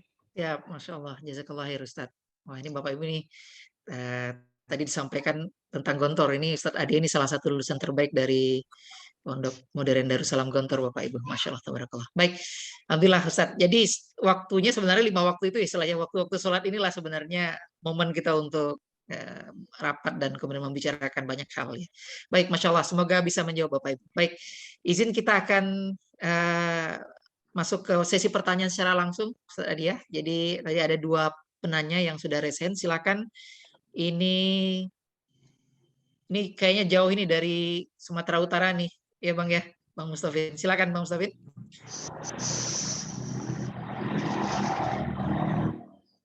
Assalamualaikum. Waalaikumsalam warahmatullahi wabarakatuh. Dari Labuan Batu ya Bang ya? Labuan Batu Selatan. Oh, Labuan Batu Selatan. Masya Allah. Silakan Bang. Alhamdulillah ada 2 masjid kalau saya nggak silap di Labuan Batu Selatan yang mengikuti. Saya juga informasinya dari teman saya ini, namanya Bang Muhammad Rifai, yang sudah berkunjung ke Masjid Kapal Munjalan. Masya Allah. Ini Ustadz bercerita sedikit untuk Masjid Pandansari yang kita menjadi bagian di dalamnya, menjadi pengurus, tapi bukan inti. Tapi saya tertarik dengan apa yang dimiliki oleh Kapal Munjalan. Sebenarnya kalau manajemen masjid sudah kita sedikit banyaknya sudah kita laksanakan, mulai dari program kegiatan-kegiatan yang sudah dibuat gitu kan. Kita sudah ada berjalan 4 kegiatan itu di setiap harinya, setiap selain daripada sholat berjamaah begitu, mulai dari pengajian, ada didikan subuh untuk anak-anak di hari Minggu, kemudian pemberian beras tapi masih sedikit. Kira-kira di 3 dusun itu masih bisa dibagikan sekali ada 5 penerima setiap bulannya bergantian, karena kasnya sedikit. Masjidnya cuma satu sapi itu cuma 10 orang, jadi cuma 8 kali berapa gitu masjidnya, kecil sekali begitu. Jadi Ustadz, yang ingin saya tanyakan sebenarnya untuk menggerakkan potensi jamaah ini untuk mau memakmurkan masjid ini, mulainya dari mana sebenarnya? Artinya Kapal Munjalan saya perhatikan, saya dengar kemarin di pertemuan pertama juga sudah 600 bahkan yang penuh waktu untuk bekerja, segala potensi dimanfaatkan di situ. Yang bidang pemuda yang jago IT dibuat bidang-bidangnya. Ini mulai dari mana sebenarnya agar potensi ini bisa bisa dipantau sama kita sebagai pengurus, bisa digerakkan, mulainya dari mana gitu Ustaz? Teknisnya bila perlu bisa Ustaz ceritakan. Mungkin itulah yang ingin saya tanyakan. Baik. Jazakallah khair Bang Mustofin. Nah, ini kayaknya perlu 5 sesi Ustaz, yang paling minimal ini menjelaskan, tapi insya Allah nanti ingin mendengarkan mulai dari mana nih Ustaz dengan tahapan yang begitu besar itu. Benar, kenapa sesi Baitullah ini 10 pertemuan kan? Iya betul Ustaz. Mustofin dari mana mulainya? Dari merubah pemahaman tentang masjid dari malam hari ini. Siap. Kalau kita masih punya pemahaman masjid yang lama, ya nggak bakal punya seirama. Makanya disamain dulu persepsinya. Setelah persepsinya sama, wihidatul hadaf ya, disamakan dulu tujuannya, disamakan dulu pandangannya. Nanti gampang kita ngelihat sesuatu itu.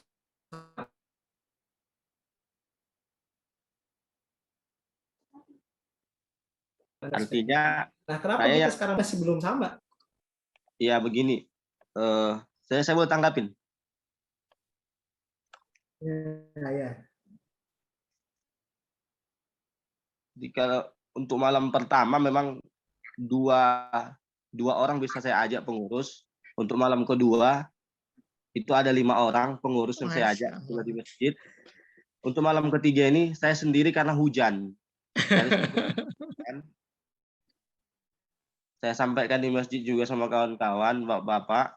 Jadi untuk mengikuti ini, maka saya berharap ini memang diikuti sama pengurus-pengurus masjid itu. Karena memang memahamkan ini, ketika saya disuruh menyampaikan apa yang saya dapat di PMB 6 ini, mungkin ini kan yang menyampaikan berbeda pemahamannya atau sedikit banyaknya kan lebih berkesan kalau langsung begitu. Memang itu kendala juga nanti. Harus sadar juga kalau perjalanan Munzalan yang diceritakan Bung Ben itu memang dari 2012 gitu. Artinya prosesnya banyak, panjang. Ada 10 tahun masa yang dijalanin. Dari memahamkan orang, menjemput jamaah, dari banyak, ada levelingnya. Artinya memang langkah pertama kalau tadi tanya mulai dari mana Sat? Ya udah, kita sebagai orang yang Allah tunjuk, sebagai orang yang Allah terima, ya udah kita memahami, kita niat belajar. Nanti insya Allah datangkan orang-orang yang bisa membersamai. Kurang lebih kayak gitu Bang Mustofin ya. Dan jangan kemana-mana pokoknya, jangan absen tiap hari ketika ada pelatihan harus hadir. Biar apa? Biar nanti makin kuat. Nah, insya Allah nanti baru tahu steppingnya kemana. Kurang lebih kayak gitu ya. Ya, Berarti pertanyaan saya terlalu apa ini ya? Terlalu 10 sesi baru bisa dijawab. Sekarang nanti ada yang pada datang nanti. Ya, ya memang benar. Pelan. Jangan dikasih semuanya, nanti takutnya malah nggak bisa dikerjakan. Dikit-dikit dulu. Ya. Udah? Baik, siap. Jazakallah Ustaz. Ini bersabar ya Ustaz ya, bersabar mempraktekkan, bersabar untuk belajar ya Ustaz. Ini memang proses-proses awal, dan Munzalan tadi membangunnya kurang lebih 10 tahunan ya Ustaz ya dengan itu. Baik. Alhamdulillah, kita izin Ustaz ke Al-Mukhtariyah. Ada ini Pak Deden dan para pengurus masjid ini nobar nih ya. Oh, ini menyemangati juga Bang Mustarifin nih, Bang. Ini mudah-mudahan nanti bisa ngumpul juga rame-rame. Silakan Pak Deden. Sambil makan gorengan. Wah, logistiknya banyak nih. Silakan. Silakan Pak Deden, ini masih ter-unmute Pak.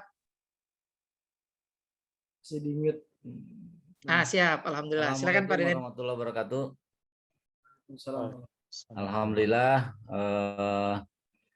untuk malam ketiga ini, alhamdulillah pengurus takmir Al-Mukhtariyah cukup banyak yang bisa hadir. Ini karena logistik dari Pak Ade ini yang alhamdulillah mendukung banget. Alhamdulillah. Sering saya mendengar dan teman-teman di Masjid Al-Mukhtariyah bahwa kalau bicara tentang bisnis, bicara tentang usaha gitu di masjid, itu ada hadis yang mengatakan bahwa Allah akan mendoakan supaya bangkrut gitu. Nah ini nyambung dengan yang tadi penjelasan bahwa masjid itu malah harus menjadi center gitu ya, untuk muamalah, untuk baitul mal, untuk bisnis dan sebagainya. Sebetulnya pertanyaannya benar enggak sih ada hadis yang bunyinya seperti itu? Kemudian yang kedua, gimana kalau memang ada hadis itu, kiatnya gimana nih supaya tidak menabrak gitu sih? Itu sehingga tidak ragu lah gitu ya, mau langkah apapun kita di masjid. Demikian pertanyaan Ustadz. Assalamualaikum warahmatullahi wabarakatuh. Waalaikumsalam warahmatullahi wabarakatuh. Siap, izin Ustadz untuk bisa menjawab pertanyaan Pak Deden terkait dengan bermuamalah di masjid. Jadi kalau misalkan Pak Ade, jadi kalau misalkan ada hadisnya itu barang jual beli ya. Kalau kalian melihat man yabi'u, siapa melihat berjual beli di dalam masjid, maka katakan semoga Allah tidak memberikan laba bagi apa yang engkau jual belikan. Artinya apa? Artinya di sini adalah dia menjadikan masjid atau masjid Allah, bukan masjid Allah ya. Dia menjadikan masjid atau tempat baitullah, tempat sholat tadi, kerumunan orang yang datang ke masjid itu sebagai corong dia untuk berjualan atau menjualkan barangnya. Tapi kalau misalkan transaksi dijalankan di luarnya, di luar baitullah, tapi dalam konsep masjid, itu boleh dikerjakan. Gitu. Jadi kalau misalkan kita pahami saat ini adalah ketika ini konteks pemahaman yang kita kerjakan di Munzalan. Transaksi jual beli itu tidak boleh dikerjakan ketika apa? Ketika orang itu datang ke masjid, ya kan, menjadikan jamaah masjid yang berkumpul untuk dia meraup keuntungan di situ untuk keuntungan pribadinya. Satu itu. Terus yang kedua, yang tidak boleh dikerjakan adalah ketika dia datang ke masjid dan area baitullah tadi, area sholatnya. Kalau kemarin di petanya Bung Ben dibahas ya, baitullahnya itu tempat sholatnya di situ, pasarnya di sampingnya, pasarnya itu masih masjid, tapi areanya baitul muamalah gitu ya. Tapi baitullah ini. Jadi ada pemahaman yang kedua adalah kita tidak menjadikan area baitullah itu sebagai area muamalah. Tapi misalkan masjidnya 8 lantai, masjid lantai 2, lantai 3 baitullah, lantai 4 baitul Quran, lantai 5 baitul muamalah, nggak masalah gitu. Ya. Tapi otaknya kita banyaknya gini, kenapa sih ada istilah seperti tadi? Karena banyak, Pak Ade dan teman-teman, saat ini atau di zaman Rasul, berbedanya dengan saat ini apa? Di zaman Rasulullah, orang-orang yang ada di pasar adalah orang-orang masjid. Jadi perspektif masjid yang dibawa ke pasar. Tapi kita saat ini banyaknya orang-orang pasar yang diam di masjid. Artinya apa? Perspektif pasar dibawa ke masjid. Jadi ngelihat uang kenceleng itu tolong dibagikan, katanya. Jangan dibagiin uang masjidnya. Kenapa? Itu keuntungan kita. Oke sana, otaknya untung rugi. Akhirnya apa? Merusak semua yang ada di masjid. Nah, jadi konsep kita saat ini gimana? Jangan sampai orang-orang yang otaknya pasar tadi, ya otaknya jual beli tadi, otaknya margin tadi, ada di masjid. Tapi yang ada adalah orang-orang yang otaknya kemakmuran masjid menghidupi pasar-pasar yang ada. Kurang lebih kayak gitu singkatnya, Pak Ade dan Baik, Masya Allah. Siap, jazakallah khair, Ustadz Adi ya. Ustadz, ini ada pertanyaan lagi, Ustadz, apakah masih ada waktu, Ustadz? Oh, siap, baik. Alhamdulillah. Dari Manado. Boleh, Pak, silakan. Ini. Bismillahirrahmanirrahim. Assalamualaikum warahmatullahi wabarakatuh. Waalaikumsalam warahmatullahi wabarakatuh. Saya pengurus Amir di Masjid Al Ihsan Manado. Dan juga adalah anggota SKAS. Setelah kami perhatikan, memang untuk pengurus Badan Amir atau DKM memang perlu ada pembekalan karena pada kebanyakan pengurus Badan Takmir itu langsung dipilih sehingga mereka tidak ada dasar dalam pengelolaan. Makanya kami catat itu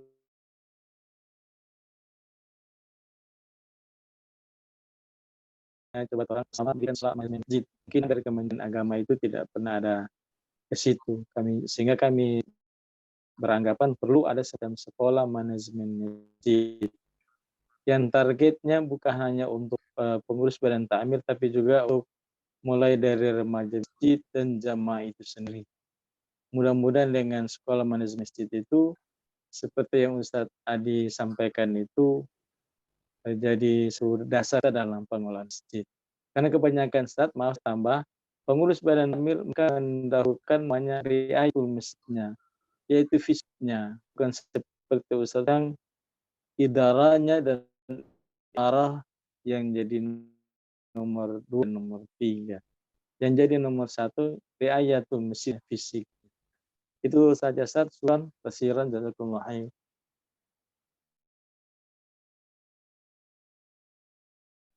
Insyaallah. Ini Pak Arifin tadi mengajukan usul sekolah manajemen masjid, Ustaz, di kolom chat ini. Baik, silakan Ustaz, mungkin ada yang ingin ditanggapi. Ya, insyaallah kita sama-sama beristihad ya nanti sekolah manajemen masjid atau namanya nanti Institut Imaratul Masjid. Yang pasti betul tadi banyak dari kita ini mengabaikan idaroh dan imaroh. Idaroh ini administrasi, imaroh ini tentang kemakmuran. Yang fokusnya riayah, ya gimana caranya. Dan bahkan nauzubillah ya beberapa masjid, saya berdatang ada beberapa masjid yang saldonya sampai miliaran gitu ditempel, tapi ya untuk ganti selang atau ganti tempat wudhu aja nggak ada duitnya. Nauzubillah sampai ada masjid yang kas saldonya tuh disimpan di bank, didepositokan, yang mana nanti bunga dari depositonya dibagikan para pengurus masjid. Nauzubillah. Semoga kita terhindar dari hal-hal seperti itu, karena memang ternyata banyak yang menjalankan itu karena ketidaktahuan. Betul tadi pentingnya pembekalan. Bahkan nauzubillah banyak loh masjid yang ngebangun dengan pinjaman dari bank. Berarti dia membangun rumahnya Allah dengan dana riba. Nah, ini hal-hal yang mengerikan. Tapi insya Allah kalau misalnya, Ustaz saya dulu nggak tahu, Ustaz sekarang baru tahu, ya sudah, kalau baru tahu bertobat dan nggak usah diulangi lagi. Tapi ya tadi ya pentingnya kita menyebarkan pemahaman tentang kemakmuran masjid, pentingnya kita mengajarkan ke banyak orang, karena memang banyak yang nggak tahu, banyak yang belum mengerti. Itulah tugasnya tadi teman-teman dari Masjid Enterprise ya, untuk bikin iman dan ini insya Allah. Ahlan, siap. Nampaknya Bang Haji saya tidak bisa lama-lama, masih ada kita siapkan. Baik, Ustaz. Masih malam hari ini masih menunggu visa. Kalau bisa keluar, insya Allah saya menempatkan jemaah Puro. Tapi kalau misalkan belum Allah takdirkan, berarti saya nanti langsung kembali ke Pontianak. Semoga Allah mudahkan Ustaz. Siap. Ustaz izin ini di Sama. sesi terakhir Ustaz ya. Nanti kita doakan bersama di ujung ya Ustaz ya. Insya Allah. Ustaz ini mungkin menyampaikan ya. Nanti Bang Gun yang mungkin ada cita-cita kita untuk mengadakan perjalanan bersama Fakultas Peradaban Masjid. Nah, kita akan nanti ke depannya mungkin selain terbentuknya institut tadi, kita pengen ngajak teman-teman yang ada di sini, kita safar bareng. Kalau dulu safarnya ke Pontianak, melihat bagaimana Munzalan. Mungkin nanti kalau bisa, kalau ada kasih rezeki, kita bisa berangkat mungkin umroh bareng-bareng. Kita tapi umrohnya nggak sekedar wisata, kita umrohnya betul-betul membedah peradaban masjid. Kita lihat makamnya Rasulullah, kita jalan dari Kuba ke Nabawi, kita lihat bagaimana tata letak pergerakan Rasulullah membangun sebuah peradaban. Karena kalau kita nggak lihat, nggak bakal bisa. Nah, semoga kita Allah perjalankan, semoga nanti Allah siapkan kita bisa untuk sama-sama berangkat, betul-betul untuk belajar tepat di titiknya. Kurang lebih seperti itu. Amin, amin, ya rabbal alamin. Umrah peradaban ya Ustaz ya. Siap. Masya Allah, siap. Ustaz, mungkin kita mohon kesediaan Ustaz ini untuk menjawab satu pertanyaan plus sekaligus closing statement Ustaz untuk pertemuan kita pada malam hari ini. Pertanyaannya Ustaz, jika 4 pilar ini dibuat tahapan timeline Ustaz, berapa waktu yang diperlukan untuk masing-masing tahapan ini sehingga semua pilar itu akhirnya bisa hadir di masjid teman-teman. Nah, ini mungkin satu pertanyaan dan mohon kesediaan Ustaz juga untuk langsung meng-closing sesi kita pada malam hari ini. Pada Ustaz Adia, waktu dan tempat kami persilakan. Baik, makasih banyak. Jadi kalau misalnya dibercerita Ustaz, timeline tadi kapan bisa diwujudkan? Memang diwujudkan sesuai dengan kemampuan dan kehadiran dari SDM tadi. Jadi kita nggak bisa bikin target 5 tahun harus jadi semua. Kita murni menjalankan, karena ini rumahnya Allah, karena ini masjidnya punya Allah, Allah yang ngatur. Kita boleh berusaha semaksimal mungkin, tapi nggak boleh menentukan hasil. Makanya kemarin cerita dari Ustadz Bung Ben itu adalah cerita dari 10 tahun perjuangan. Artinya apa? Bisa jadi ada masjid yang sudah 20 tahun belum kemana-mana. Ada masjid yang baru 3 tahun sudah melesat jauh. Kenapa? Karena memang kepantasan. Jadi teman-teman yang dirahmati Allah, dalam memperjuangkan kalimat Allah berjalan di konsep dakwah ini, kita tidak sedang belajar untuk bagaimana melesat. Enggak. Kita sadar berlapis-lapis bahwa kita ini Allah naikkan derajatnya, bukan kita yang naik derajatnya. Makanya cara kita saat ini apa? Membesarkan kapasitas mangkok kita untuk memantaskan diri. Nanti ketika Allah berikan rezeki yang besar, Allah berikan amanah yang besar, kita sudah siap. Makanya istilahnya kalau di Munzalan, Ustaz Mas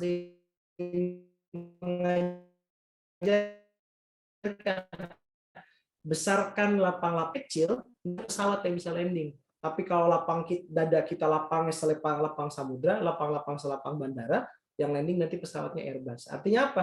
Analogi ini menggambarkan ketika kita mau Allah naikkan derajatnya, yuk pantaskan diri kita. Nah, untuk timeline itu minta sama Allah. Nanti ada pembahasan di waktu yang lain, bagaimana sih step-stepnya mengumpulkan manusia? Bagaimana step-stepnya kita menyiapkan SDM? Itu nanti ada di pembahasan selanjutnya di Baitullah. Nanti kita akan bahas bareng bagaimana Rasulullah mengumpulkan para sahabat terbaik hanya dalam waktu 13 plus 10 tahun untuk bisa mengamankan Islam sampai saat hari. Kurang lebih kayak gitu ya, biar penasaran nanti ketemu lagi. Barakallah, saling mendoakan perjuangan memakmurkan masjid kita bukan hanya perjalanan satu malam. Perjalanan ini adalah perjalanan panjang yang kita tanam, yang mungkin bukan kita yang menikmati Bapak Ibu sekalian, tapi yang insya Allah akan dinikmati oleh anak cucu kita ke depan. Bahasanya kita sedang menanam untuk generasi setelah kita. Barakallahu fikum, yang baik-baik dari Allah, yang salah-salah dari saya pribadi, mohon doanya, dan mohon ikhlas, mohon ridhonya kalau banyak kesalahan yang saya sampaikan. Billahi taufiq wal hidayah, waridho wal hidayah. Wassalamualaikum warahmatullahi wabarakatuh. Waalaikumsalam warahmatullahi wabarakatuh. Masya Allah. Memantaskan diri dan memperbesar kapasitas Bapak Ibu. Insya Allah. Baik, alhamdulillah rabbil alamin. Jazakallah khair Ustaz Adia atas ilmu kemudian nasihat yang telah disampaikan kepada kami semua pada malam hari ini. Semoga Allah balas dengan kebaikan yang berlipat ganda, dan kami sama-sama mendoakan Ustadz mudah-mudahan senantiasa sehat, dan insya Allah juga pengurusan visa diberikan kemudahan oleh Allah Subhanahu Wa Taala, dan mudah-mudahan diberikan juga keputusan dan ya takdir untuk bisa berhaji pada tahun ini ya Ustadz ya. Amin ya robbal alamin. Dan kita doakan semoga Ustadz Adia menjadi haji yang mabrur. Kita sama-sama doakan Bapak Ibu ya untuk Ustadz Adia dengan sama-sama membaca Al-Fatihah.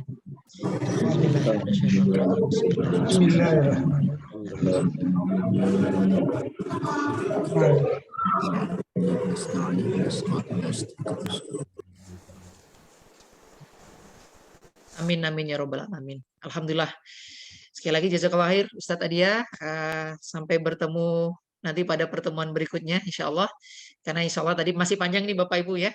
Tadi Ustadz Adia udah bocorin sedikit tentang bagaimana strategi nanti kita mengumpulkan orang-orang terbaik yang nanti bisa bergerak bersama memakmurkan masjid ya. Jadi ini memang kita masih meluruskan dan mengembalikan mindset kita pada mindset yang memakmurkan masjid yang benar dan sesuai dengan Al-Quran. Insya Allah kalau mindsetnya udah benar, segala hal yang sifatnya teknis, strategi, insya Allah nanti akan jauh lebih mudah untuk kita bisa dapatkan dan eksekusi setelahnya. Baik, alhamdulillahirrahmanirrahim. Bapak Ibu, dengan closing statement yang tadi telah disampaikan oleh Ustadz Adia, maka berakhir pula lah sesi pertemuan ketiga pelatihan Masjid Bulanar angkatan ke-6 pada malam hari ini dengan tema Redefining of Masjid ya. Insya Allah nanti materi dari Ustadz Adia juga akan kita share untuk Bapak Ibu nanti bisa simak, baca kembali ya bersama dengan seluruh pengurus masjid yang ada ya, supaya apa tadi menyamakan mindset Bapak Ibu. Ketika insya Allah tadi disampaikan Ustadz Adia, ketika mindset kita sudah sama, pemahaman kita sudah sama tentang masjid yang akan kita makmurkan ini, insya Allah nanti akan memudahkan kita untuk mengkreasikan ya, mengcreate ya berbagai program-program kebaikan, berbagai menghadirkan berbagai fungsi dan kontribusi yang itu nanti insya Allah dilahirkan dari masjid ya. Baik Bapak Ibu, insya Allah kita izin untuk menutup terlebih dahulu sesi utama kita pada malam hari ini. Kami juga menghimbau Bapak Ibu ayahanda sekalian untuk bisa mengisi link absensi yang telah disediakan oleh panitia di kolom chat ya Bapak Ibu, untuk ini juga menjadi database dan bagi kami di pusat ya untuk mengukur kehadiran Bapak Ibu semuanya, dan insya Allah ini juga menjadi salah satu bagian-bagian yang kita evaluasi Bapak Ibu untuk melakukan perbaikan pada pertemuan-pertemuan setelahnya. Nah insya Allah ini juga ada informasi besok kita akan ketemu lagi ya Bang Gun ya. Ya, insya Allah materi Why Masjid dari Kiai Lukman. Masya Allah, tabarakallah. Kita akan besok Bapak Ibu bertemu Selasa malam ya di jam yang sama bersama guru kita Kiai Haji Ustadz Lukmanul Hakim dengan tema Why Masjid ya, mengapa masjid. Nah ini Masya Allah tabarakallah Bapak Ibu, kenapa masjid ini yang harus kita pilih sebagai ya, tempat kita untuk berjuang, tempat kita untuk sepenuhnya berhikmat dan melahirkan peradaban. Nah insya Allah besok jangan lewatkan Bapak Ibu, silahkan ajak sebanyak-banyaknya jamaah untuk nonton bareng ya di masjid Bapak Ibu semuanya. Ini materinya luar biasa, insya Allah akan sangat memberikan kita mindset yang tepat ya, dan kemudian tentunya memberikan juga kita energi nanti untuk bisa insya Allah bergerak untuk memakmurkan masjid kita.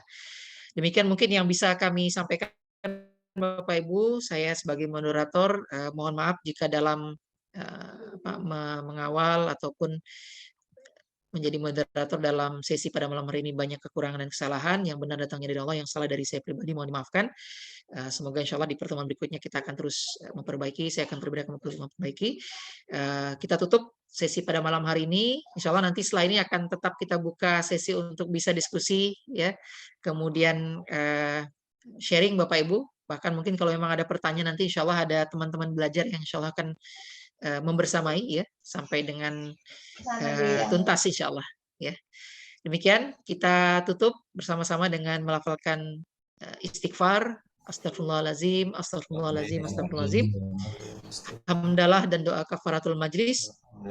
Alhamdulillahirabbil alamin, subhanakallahumma wa bihamdika asyhadu an la ilaha illa anta astaghfiruka wa atubu ilaik.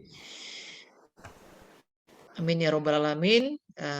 Sekali lagi kita tutup. Assalamualaikum warahmatullahi wabarakatuh. Baik, Bapak Ibu. Bagi yang ingin beristirahat, dipersilakan untuk beristirahat dan meninggalkan ruang Zoom. Tapi bagi Bapak Ibu yang ingin berdiskusi, ya, menyampaikan pertanyaan, insya Allah ini kita sesi bebas nih Bapak Ibu. Kalau kemarin sampai pukul 12 malam diskusinya, Masya Allah. Jadi insya Allah mudah-mudahan sesi ini biasanya yang mengalir ya Bang Gun ya, kita bisa lebih membedah lebih banyak ya. Dan juga alumni-alumni yang juga hadir pada sesi Zoom ini juga bisa sharing tentang pengalaman apa namanya memakmurkan di masjid-masjid mereka dengan ilmu yang telah didapatkan dalam pelatihan Masjid Bilioner sebelumnya, insyaallah. Baik, silakan Bapak Ibu yang ingin menyampaikan sesuatu, bertanya, berdiskusi atau sharing-sharing terkait dengan materi kita pada malam hari ini, ataupun juga tentang apa-apa yang mungkin dihadapi dalam kegiatan-kegiatan memakmurkan masjid yang sudah diinisiasi di masjid masing-masing. Silakan, dari siapa nih Pak? Waalaikumsalam, Pak Miswan Nur. Miswan Nur ya. Siapa? Dari ya, Surau Al-Araf, Bukit Hira, Subang. Baik. Gini, siapa Miswan? Silakan ya, Pak. Pertanyaan saya singkat. Ini kami telah ada surau, Ustaz. Surau namanya Surau Al-Araf, Bukit Hira, Cijambe, Subang, Jawa Barat. Nah, persoalannya begini, Ustaz. Ini surau kami ini berada di tengah hutan. Jadi sekitar 2 kilo dari pemukiman penduduk. Jadi karena tidak ada tetangga, ini kami ingin tanya, bagaimana cara menghadirkan orang, Ustaz, agar orang tertarik untuk datang ke surau kita. Mungkin itu aja, Ustaz. Terima kasih. Warahmatullahi wabarakatuh. Waalaikumsalam warahmatullahi wabarakatuh. Masya Allah, tabarakallah. Ayahanda Miswan Nur di Surau Al-Araf, Subang, Jabar, ini di tengah hutan, Bapak Ibu ya. Masya Allah, tabarakallah. Ya. Ayahanda boleh cerita sedikit, kok bisa membangun surau di tengah hutan yang tidak di dekat pemukiman masyarakat? Mungkin boleh cerita sedikit, Ustaz. Jadi Ustaz, mungkin Ustaz, ini istri saya pernah ikut Ustaz pada gelombang keempat, namanya Bu Asmida. Bu Asmida mungkin kenal kali ya. Ya. Jadi gini, kami kan mengolah pendidikan di Bekasi, Ustaz. Jadi di Bekasi itu ada 2 lembaga pendidikan yang kami kelola. Nah, sekarang kami sedang mempersiapkan berdirinya boarding pesantren di sana. Nah, jadi yang kami bangun dulu adalah surau itu, Ustaz. Masih kecil sih ya. Masih kecil, sudah ada kegiatan sebenarnya. Ya, pembagian beras itu, Ustaz.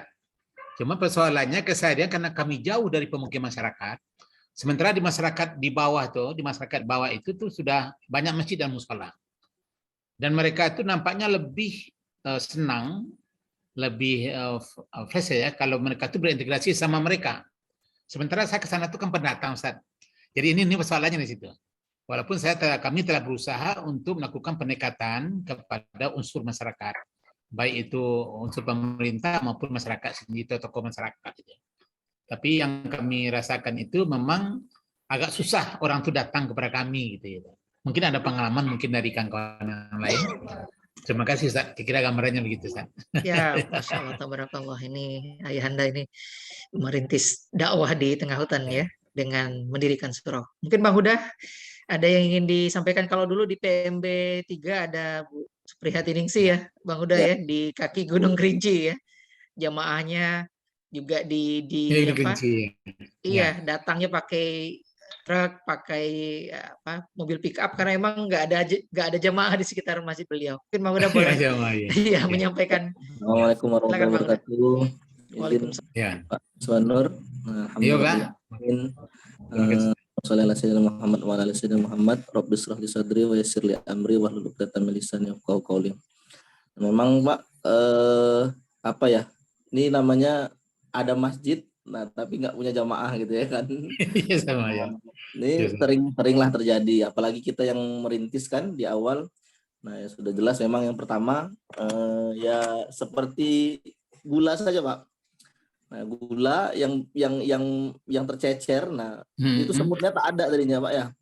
Nah, jadi sumurnya nggak ada, tapi karena memang dia itu manis dan juga memang dicari, nah otomatis dirubungi semut lah si gula nih. Nah, maka apa sih yang bisa dibuat sama masjid kita? Nah, untuk jadi seperti gula nih tadi kan. Nah, supaya apa? Supaya dihampiri. Nah, memang banyak cara sih, Pak. Nah, ya seperti halnya Masjid Kapal Munzalan yang tidak ada jamaahnya, yang sekelilingnya orang Cina, dan ada cuman angsa sama guguk ya Bang Haji, Bang Gun. Nah, tapi qadarullah atas izin Allah terus menetes, terus mengasuh. Alhamdulillah yang datang dari seluruh Indonesia malahan Pak. Nah, Masya Allah. Nah, itulah magnetnya Masjid Kapal Munzalan. Nah, jadi gulanya Masjid Kapal Munzalan. Ada sesuatu yang dibutuhkan jamaah yang tidak ada di masjid-masjid lain, tapi Munzalan bisa memberikan. Seperti itu, Pak.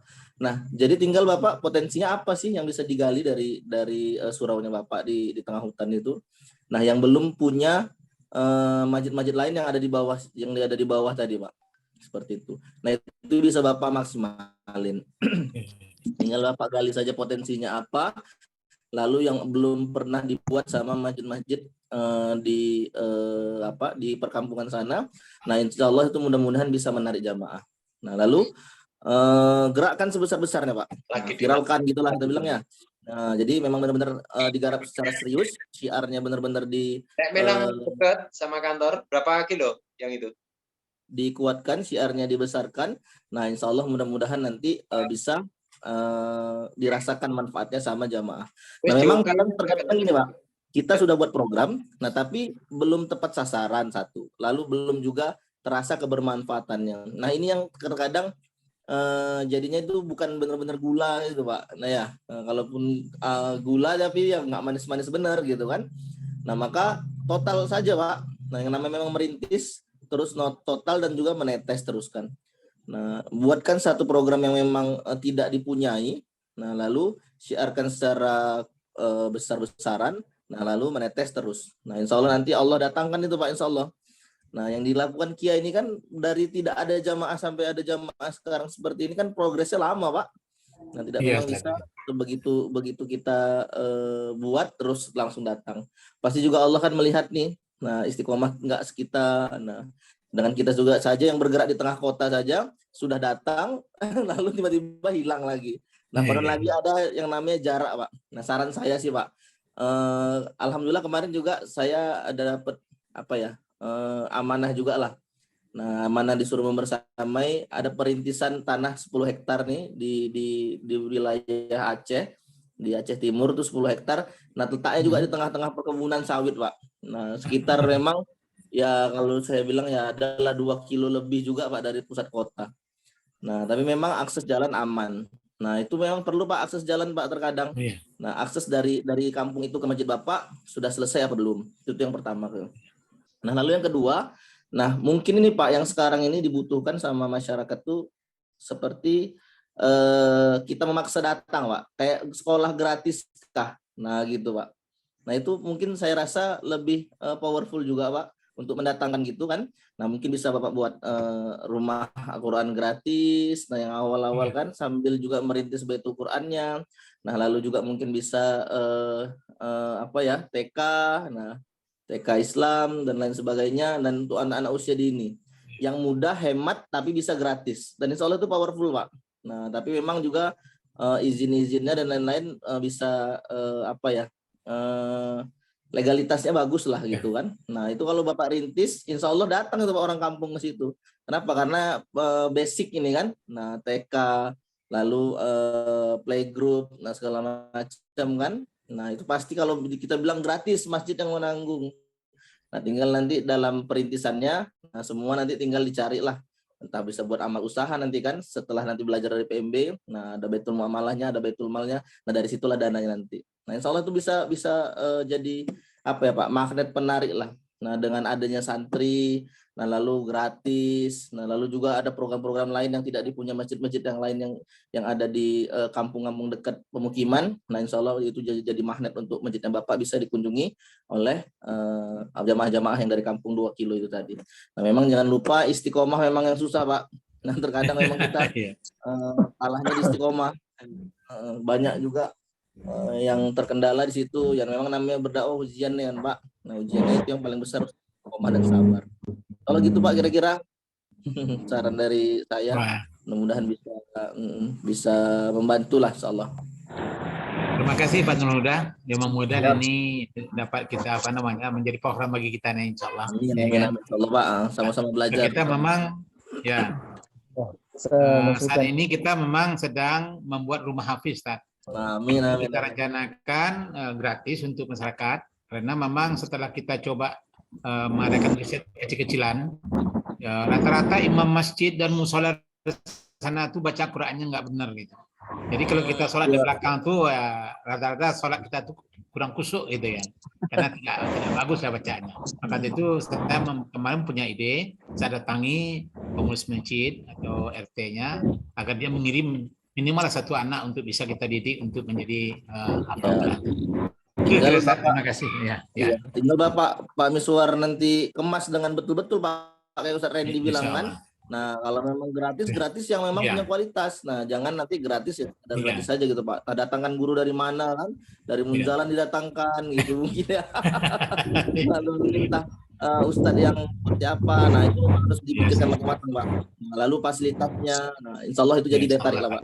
Terkadang kita nih itu tadi kayak bilang Ustaz Randy sudahlah gratis terus tidak bisa memaksimalkan.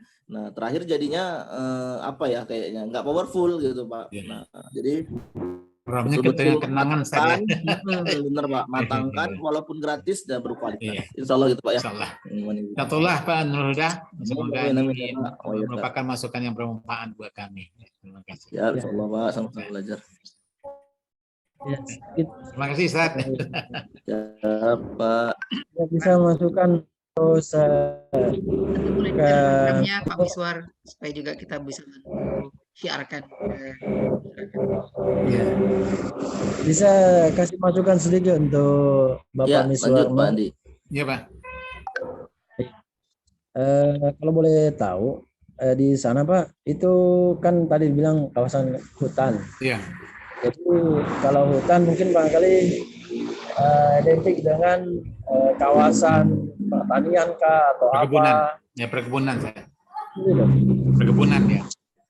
Ya perkebunan, oke. Ya. Kalau saya bisa kasih ide, kebetulan saya juga di sini daerah desa, mungkin bisa untuk mengajak masyarakat ide dari materi kita tadi, kalau bisa kita rangsang para penduduk itu, mungkin barangkali kita kolaborasi dengan sistem pertanian. Nah, mungkin bisa dengan agrobisnis membagi bibit, misalnya seperti itu. Apakah mereka perkebunannya jagung atau apa? Tapi mereka datang sholat dulu di masjid. Yang mau bibit gratis, kita bantu, misalnya seperti itu. Nah, kemudian hasilnya jangan dilupa zakat untuk masuk ke masjid. Nah, itulah yang kita polakan untuk berkelompok. Nanti bisa juga kolaborasi nanti dengan pemerintah desa ataukah PPL yang ada di sana, sembari membantu juga program pemerintah desa. Nah, seperti itu.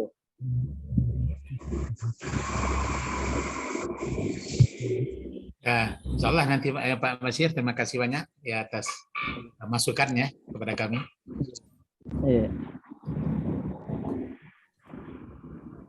Ya, terima kasih Bang Andi. Baik, silakan Bapak Ibu yang lain mungkin ingin sharing ya. Sharing ya. Sampaikan pertanyaan, insya Allah. Ini ada Bang Gun, ada Bang Huda di Al-Ikhlas Sumatera Utara juga nih, insya Allah. Ada Pak Buya Yasril, ya.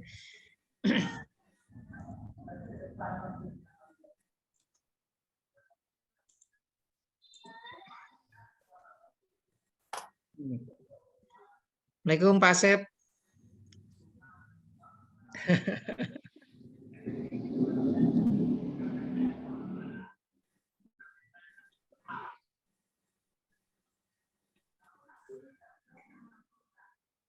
Di rumah atau di masjid nih Pak? Ini lagi di Ustaz, lagi di rumah ini Ustaz. Oh, di rumah ya Pak. Betul lagi sedang ke Bekasi Ustaz. Oh, Masya Allah, siap, Ke siap. Bekasi ya, karena di sana tuh susah atau untuk connect-nya jaringan sering buruk Ustaz di sana. Jadi sekarang ini lagi di Bekasi, tapi besok balik lagi ke sana Ustaz. Ya, Anda, semoga Iya, Allah mudah iya, dan lancarkan. iya, iya bisa balik lagi. Baik, kita sapa dulu Pak Asep nih. Pak Asep. Ya. Jamiah Syuro. Assalamualaikum Pak Asep. Waalaikumsalam warahmatullahi wabarakatuh. Nah, gimana materi malam ini Pak Asep? Ya, yang mungkin yang dirasakan ya muhasabah aja ternyata banyak cocoknya nih. Semakin banyak menemukan, jadi muhasabah aja sekarang itu waduh, jadi ya itulah keadaannya. Tapi alhamdulillah sebenarnya ada, kita udah di jalan, di relnya lah. Cuman ya ternyata yang dibicarakan itu ya masuk semua lah. Jadi tinggal istiqomah kita bergerak atau yang merubah paradigma lah kalau saya bilang gitu kayak gitu. Saya mohon doanya aja istiqomah dan ya terus sampai tuntas supaya lebih makmur masjidnya. Amin, amin ya rabbal alamin. Kalau di yang lalu ada ruqyah, ini PMB 6 Besok lebih dari muhasabah berarti ya itu. Besok sama Kiai nanti ya, Bang Haji ya, Masya Allah. Di Rukiah juga besok, Insya Allah. Nah kalau Kiai mungkin biasa yang denger SMK masih agak-agak ditahan-tahan. Nah ini kalau untuk teman-teman PMB biasa lebih ngegas ya Bang Haji ya. Karena terbatas ininya Mas, ya khusus kan pesertanya khusus. Kalau di SMK kan semua orang bisa besok ikut lagi enggak? Jadi besok dikumpulin rame-rame aja ya Bang Haji ya. Nah biar sama-sama kena rukiah rame-rame. Muhasabah bareng tadi kalau kata. Muhasabah bareng kata Pak Asep. Insyaallah, siap.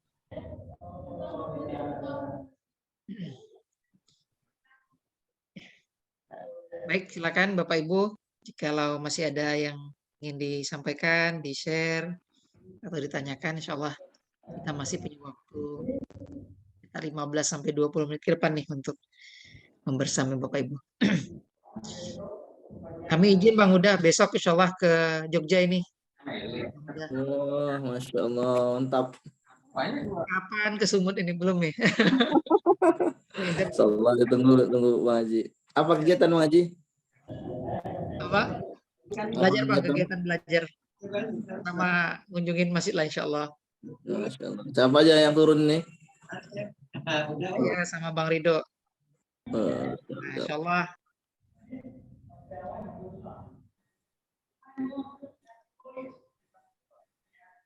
Suaranya termute Bang Haji. Insya Allah kalau nggak ada kendala pertengahan bulan ke Bandung juga Bang Huda. Akhir bulan ke Sumatera. Dari Medan. Udah nanti bisa mampir ke Masjid Jami Asyuro ya. Masya Allah. Insya Allah berkah Bang Haji.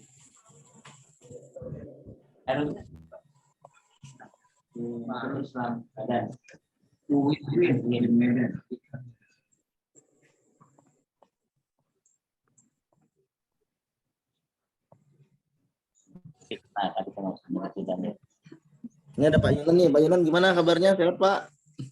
Assalamualaikum. Alhamdulillah rabbil alamin. Waalaikumsalam. Sudah berapa ratus juta nih Pak Baitul Malnya? belum ratus. Masya Allah, udah puluh-puluh ya. Nah, ini Pak Yunan nih PMB 1, nah PMB 2, 3, 4 terus nih. Ya, menyimak aja. Lagi ya Pak Yunan ya. Nah, itulah karena semangat mau menginstal kembali ya gitu Pak Yunan ya. Iya, amin. Jadi semangat. Ini ada Bang Ikhwan Mubarak. Assalamualaikum. Waalaikumsalam warahmatullahi wabarakatuh. Allah. Dari mana nih Bang? Alhamdulillah sehat walafiat. Di Jakarta. Oh, Masya Allah. Jakarta ya mana? Pusat, tengah, selatan? Pusat. Rumah di Jakarta Timur, tapi lagi dapat amanah ngurus masjid di Jakarta Pusat. Wah, jauh ya. Berapa kilo tuh dari rumah, Bang? Enggak, cuman karena berbatasan Jakarta Timurnya dengan Jakarta Pusat. Perbatasan ya. Masya Allah. Saya belum ketemu fisik nih sama Bang Huda nih. Masya Allah, amin, doain Bang. Bisa Insya Allah. keliling-keliling nanti nih. Sama Bang Haji. Insya Allah. Sama Bang Gun. Amin. Mudah-mudahan Apapun doanya nih. Ya, Bang Iwan. Alhamdulillah. Mau sharing. Boleh. Lanjut, Bang. Kemarin sudah ikut PMB 2, PMB 5. Terus prakteknya nih lagi praktek. Kemarin bulan lalu sudah launching Baitul Quran. One Day One Juice-nya sudah 1 putaran. Tadi malam baru khataman. Kemudian insya Allah pekan depan setelah Idul Adha kita mau launching Baitul Mal. Amin. Berkah Allah, Bang.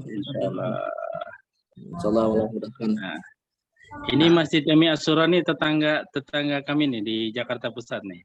Oh. Ada Bang Asep. Waalaikumsalam. Tetanggaan rupanya ya. Nah, soalnya Iya. tetangga di surga ya, Bang ya. Amin. Insyaallah.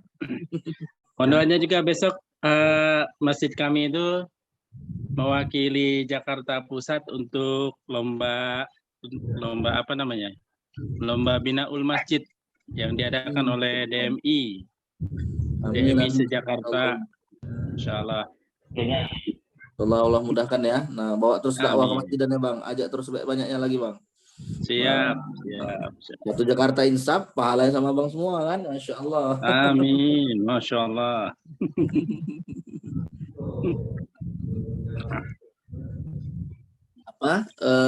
Kemarin ikut pendampingan juga Abang nggak? Ya, ikut pendampingan. Berarti nanti.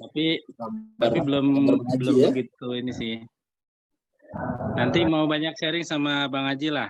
Ya. Ini soal Baitul Mal nih nanti apa aja nih Mas Dian. Habis WA ke Bang Haji juga belum dibalas ini. Mana Bang Haji ya? Lagi ke belakang mungkin. Oh iya. Insyaallah Pak, Bang, nanti dari platform yang kemarin dibagikan, kalau nanti itu dimaafin aja. Nanti nanti ada pelaris juga kan. Mudah-mudahan nanti bisa dihadiri. Ada Pak Yasri lagi, ada Buya kan.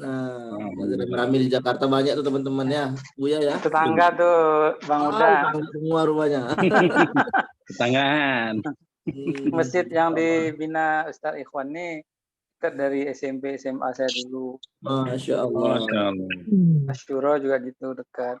Mantap. Bismillah berkah. Harus kuat ya. Komunikasi bisa lebih cepat. Amin. Kok Bang Iwan sama Pak Buya sama Ustaz Aris lagi ya. Insyaallah berkah lah. Makin banyak.